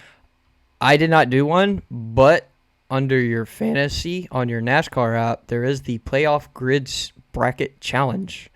So I did that. You go down all the way to the final, to the championship winner. I've seen a lot of people within the iRacing league I'm in with a lot of similar but also different brackets. I did mine there, so I kind of have mine set up. I can probably get something to print it out to actually have it out. But yes, there is that. So while you kind of work on that, I'll finish up here. Josh Berry with the fastest lap. He was 128 laps down, which is probably why NASCAR and some of the fans were like, "Oh, you got to be," we think about lead lap for the fastest lap only. We talked about that earlier. So I'm just gonna touch on Carson Hocevar for some fun time here. Carson's pretty much his new motto is "Hi, is this still available?" If you know what that is, good for you, but also shame on you. But I can't say anything because I'm the same way. That is like the default message for Facebook Marketplace, which a lot of us blue-collar people always are scrolling on. And Carson has now picked up a Napa number 28. Was it a Monte Carlo? I think so, but it's the Gray Ghost. Yep. That's what it is. It's the Gray Ghost. So the Gray Ghost. Dale Jr. loves a lot. So he has picked up another iconic looking car. To add on with his iconic number 3 Goodwrench truck, which he had rewrapped to look even more more realistic compared to the actual truck raced at the time.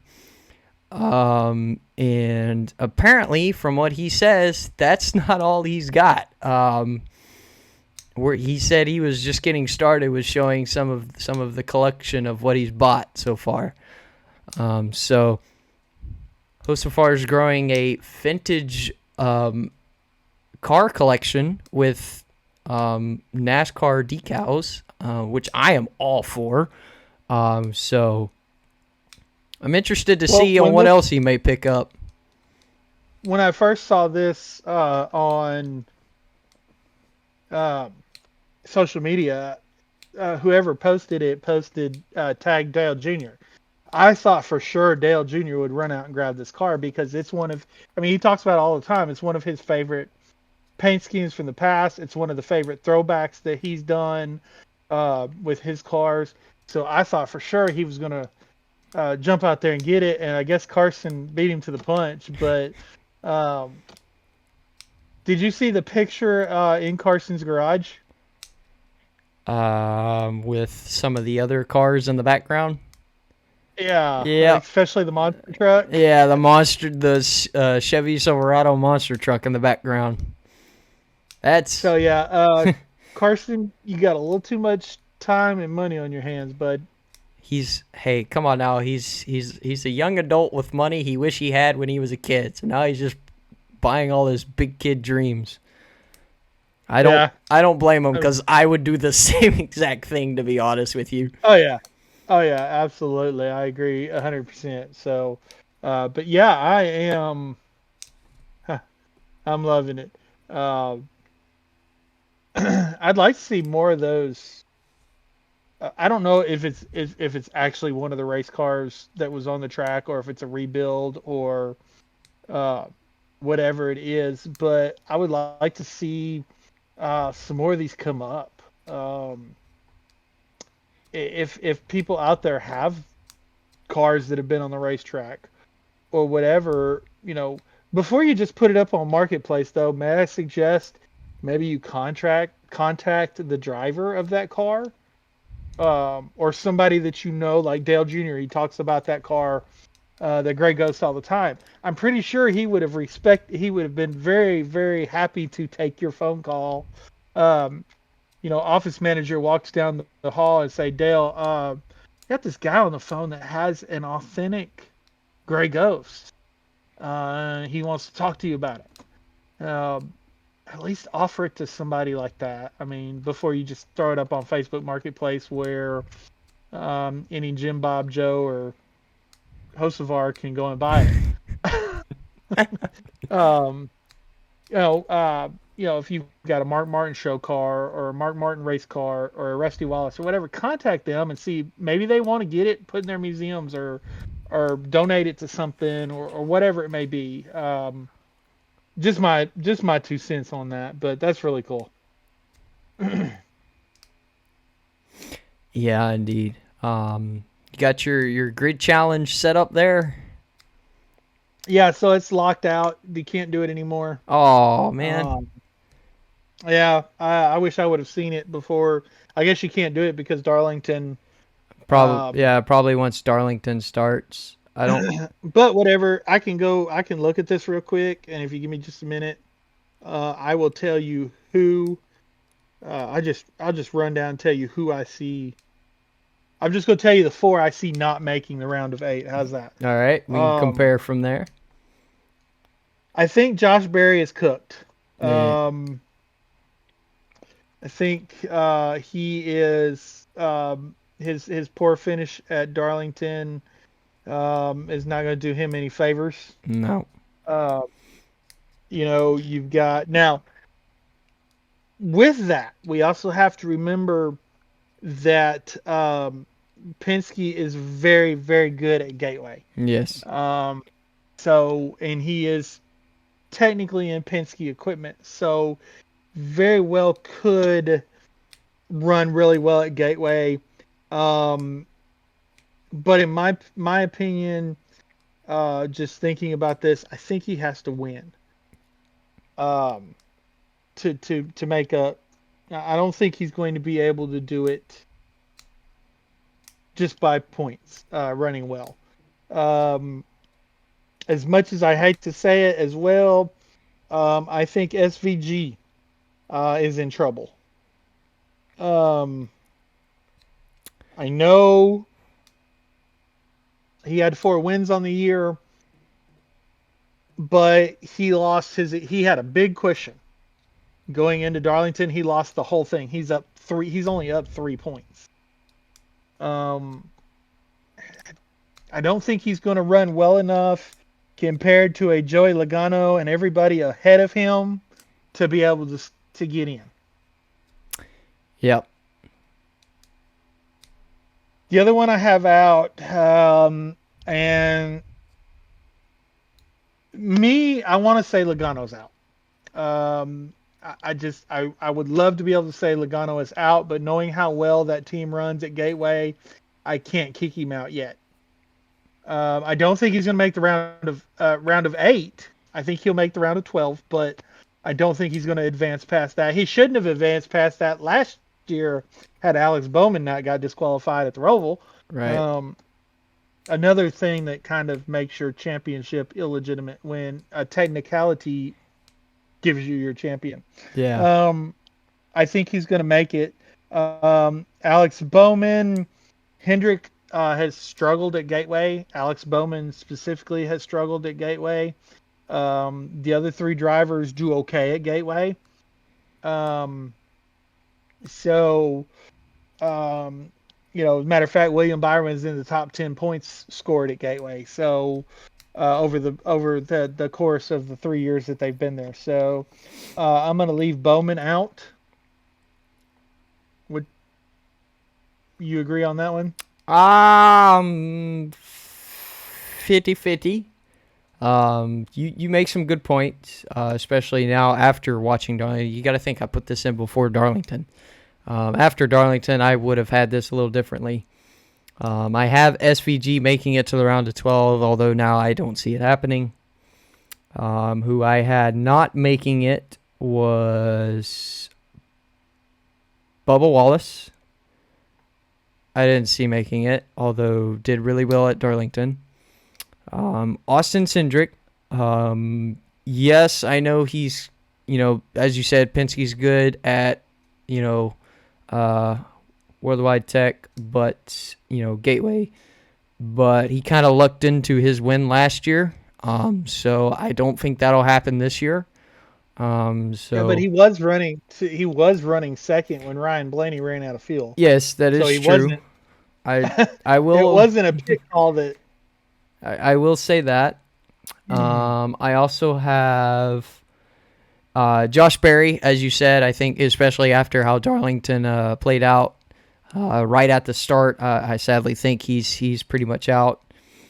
But as you said, again, Penske equipment, who knows? It's possible.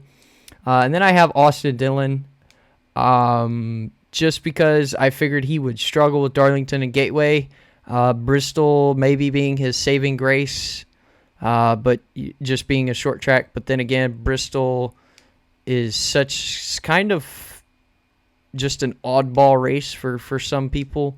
And he's always been that oddball where he's good one year and not good the next year. So, Yeah. Yeah, I would have Austin Dillon out too, just because I don't think this round is a strong round for him. The races that they have in this round, Darlington included, just have not been strong suits for Austin Dillon. So, um, yeah, so really the only one we disagree on is the Alex Bowman and SVG. Because now Austin Cindric, I had him in because of Gateway. I think he has enough with the cushion that he had before the playoff started, and then Gateway in there. I think he's going to be okay. Um, so yeah, I just but Logano's going to be in. Bubba Wallace, and you mentioned Bubba. Man, believe it or not, I think him and Tyler Reddick both make the round of 8. The way they've been running the past 2 or 3 months, both those teams, the way these upcoming tracks line up for them, especially you go into the round of 12 and you see the New Hampshire's in the round of 12, and we know how good Denny Hamlin is at New Hampshire. He's going to take the information that he has and he's going to give it to these guys, so they're going to be good at New Hampshire too. So the only thing that's going to I think is going to keep Bubba out of the round of 8 is a racetrack that we probably shouldn't be running at much longer, the Roval. yeah. Just because, but yeah, I would now. Bubba has improved on the road courses a lot this year. Very true. So, but I believe he's going to make him and Tyler both are going to make the round of 8. I think the biggest shockers are going to come out of the round of 12. The ones that do not advance to the round of 8. I think the biggest shockers are going to come out of that round this year. You're going to have some drivers that there's no way they missed the round of 8. They started out with a lot of playoff points, and they're going to miss the round of 8. That's just my opinion. So, but yeah. So you want to talk about fantasy? I suppose we can touch it real quick. We are getting into a bit of a long episode here. Plus, I don't remember anything from the past few weeks. Well, I don't either, but I do know for the second time this year you actually beat me at Darlington. Oh, I did. Did I? I didn't even notice. Second time this year. I beat you the first Darlington race? No, Oh. you beat me. I forget. It was one race back in the spring that you beat me, I did. and you only beat me by like 3 points. I beat you by quite a bit this time. Yeah. Biggest thing is I had top 10 people except for one. I had Chase Briscoe, race winner, Denny Hamlin, top 10, Tyler Reddick, top 5, Bubba Wallace, top 10, and then I had Ross Chastain. Why, I don't know. I think he was my oddball pick. In my garage, I had Byron. Did not flip him, or, I thought about flipping him and Chastain like midway through stage 2, and then I was like, nah, probably shouldn't. And I can't tell you my matchups because it's not telling. It's already refreshed for Gateway. Yeah, I had Byron, Hamlin, Larson, Briscoe, Chastain, and Christopher Bell. Christopher Bell was in my lineup. And Ross Chastain was in the garage, but then Christopher Bell had his problems, and I took him out. William Byron, of course, I mentioned it earlier with the whole Hendrick Motorsports failure to appear. William Byron and Kyle Larson let me down very bad. Yeah. Very bad, because especially with the way they ran in the spring. Good gosh. Yeah. But yep, you're still in the standings for the league there with 5,038. I'm in second with 4,263. So you have almost an 800 point gap on me. And Trey's still sitting in third. He probably keeps forgetting, even though I remind him most of the time, at 3,676. So, of course, I won't hit him too hard. The college year has started, so he is getting busy with classes, I'm sure. Yes, and I am ranked overall in the world 7,207. Hey, top 10K. Look at you. Yeah. So I've been in the top 10 for quite a while, or top 10,000 for quite a while. I dropped out for a minute after one of the races this summer. I can't even remember which race it was in particular, but yeah, and then I jumped back in the next race and haven't looked back. Fair enough. Best way to do it. Yeah, to wrap up here, a couple of quick updates. NASCAR 25, October 14th release date has been confirmed. There will be a regular edition and a gold edition. What's included in gold, nobody knows. We kind of just saw it in the video, and that's all we've gotten. Cover athletes were also revealed. William Byron, along with Ryan Blaney and Christopher Bell. Although there's a guy on Twitter I follow that made a whole lot better cover art, in my opinion, than what iRacing did. But hey, still solid. Well, but here's the thing: you can basically call them the Killer Bees, and I actually believe those are 3 of your final 4. Yes. This year. Yeah, you know what? I believe it. So, still nothing price-wise with the game yet. Don't think there's anything about pre-orders being possible either. If so, we should find out here very soon, since it is the beginning of September.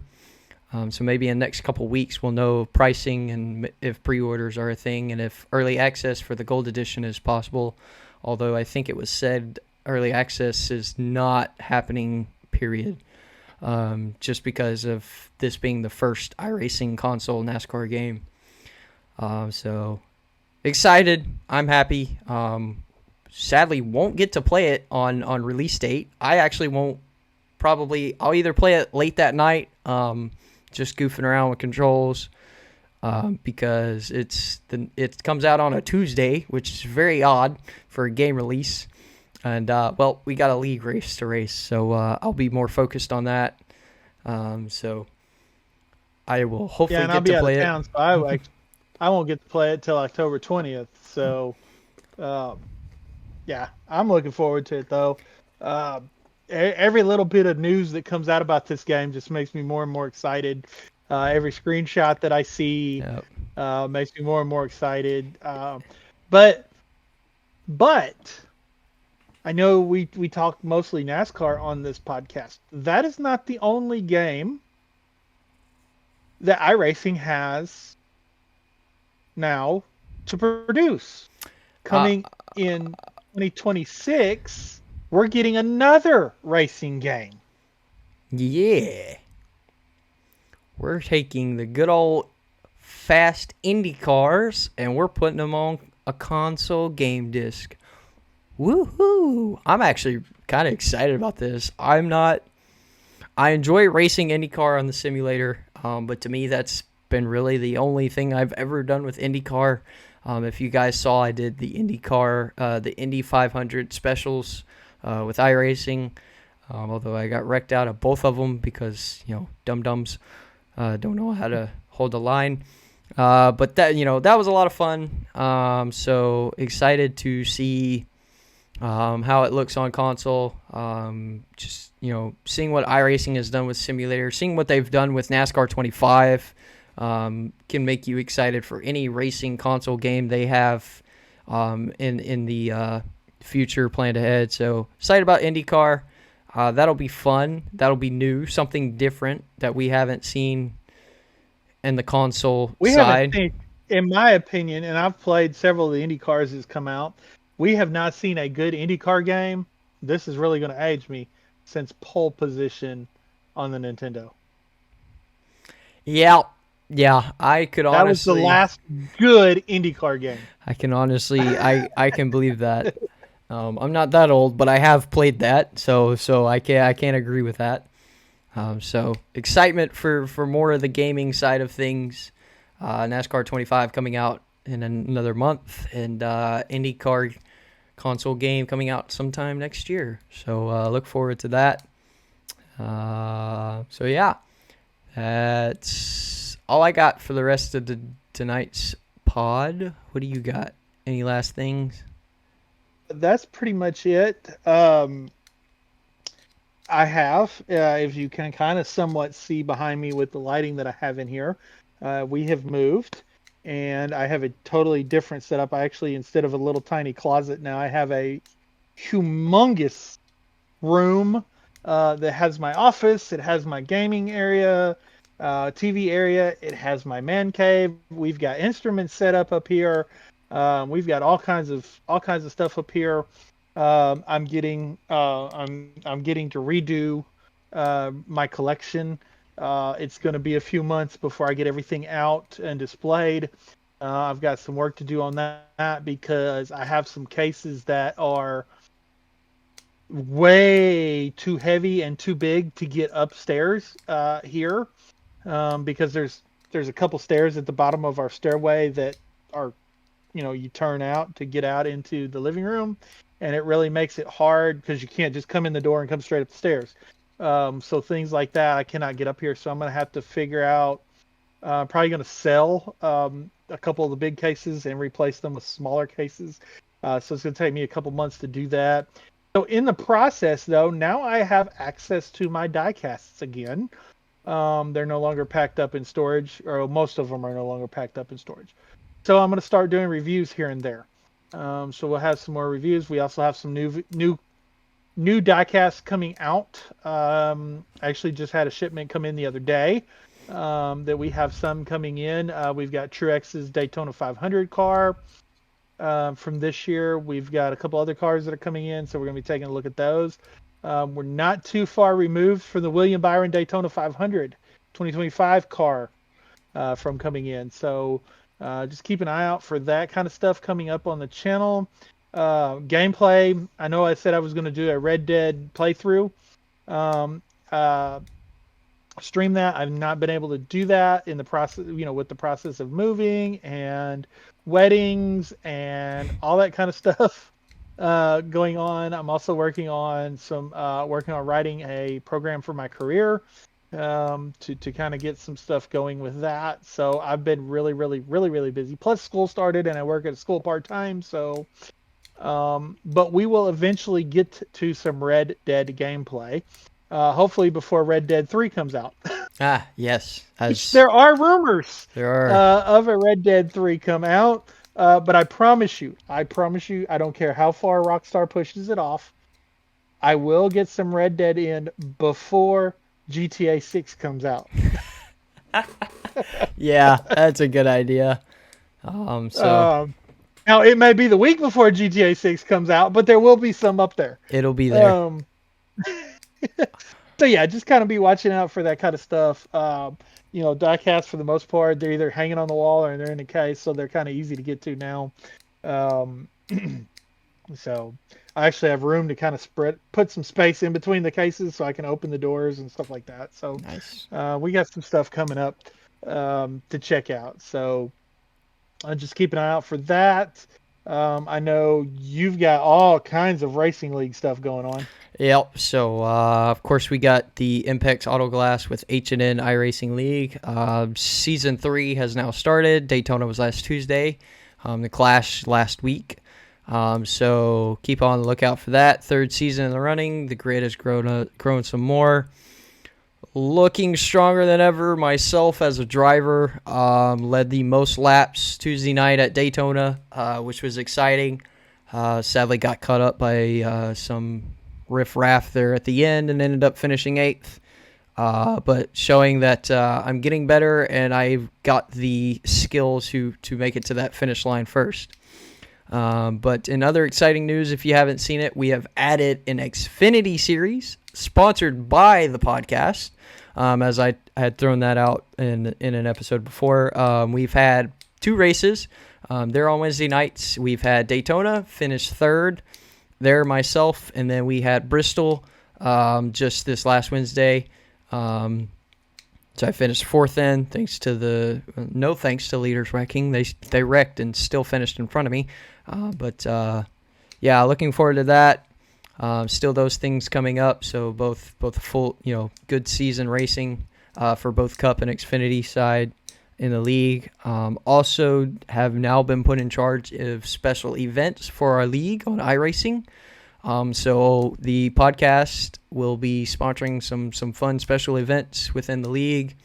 Looking at ideas right now, we're looking at possibly an all-star race within the league. Not that that's going to be very big, but hey, it's something to start with. A snowball derby event and a short season to start off with a Cars Tour season. So be on the lookout for those to start off hopefully soon as we rack our brains with the owners to get some fun special events going, especially for during the off season. I'm pretty sure we're going to have a big old break until after the holiday break, winter holiday break, as they call it, for Christmas and New Year's and all those holidays there after these two, this Cup and Xfinity season. So be on the lookout for some special events there for sure. Oh. Other than that, So lots of good content. Yep. Oh. Good content coming. So, yep. Yeah, so just check out, this has turned into a long podcast, so just check out all of our people that we shout out, to all the people on Twitter, X, whatever you want to call it, all the fun people that we love to follow. That's all linked down below.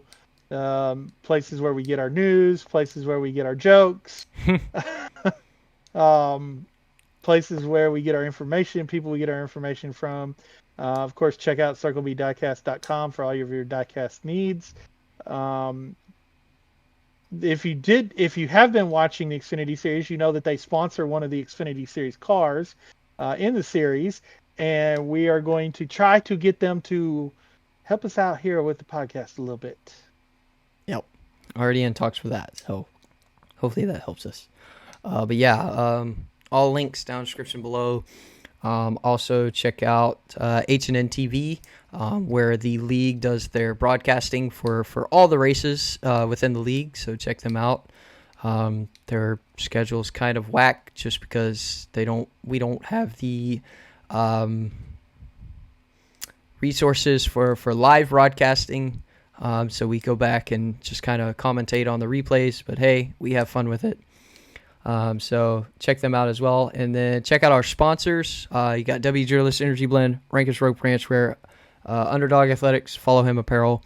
All links down in the description below, along with what code to use at checkout. So thank you to them. Thank you to the podcast and all the people on Twitter that we get our news from. And thank you to you guys for watching and tuning in. So last thing content-wise, be on the lookout for the special guest episode. Still trying to schedule that one with myself and some of the H&N League owners. So be on the lookout for some of that. And yeah, believe that's it for this episode. So, all right. Well, we will see you guys at the beginning of the round of 12. Next time you see us, it'll be after Bristol, and we will be discussing who advanced, who didn't advance, and any kind of craziness that comes out between now and then, because, hey, it's NASCAR. What can't happen? For real. But yeah, thank you guys for listening, watching, tuning in, whatever you may have done. Hit the like button if you enjoy. Subscribe if you're new to the channel. Hit the notification bell so you know when there's new content on the channel, along with the live streams going on. And leave a comment below if you want to see something different or have questions on the news. So thank you guys, and we'll see you next time. With that being said, peace out. Right on, and God bless.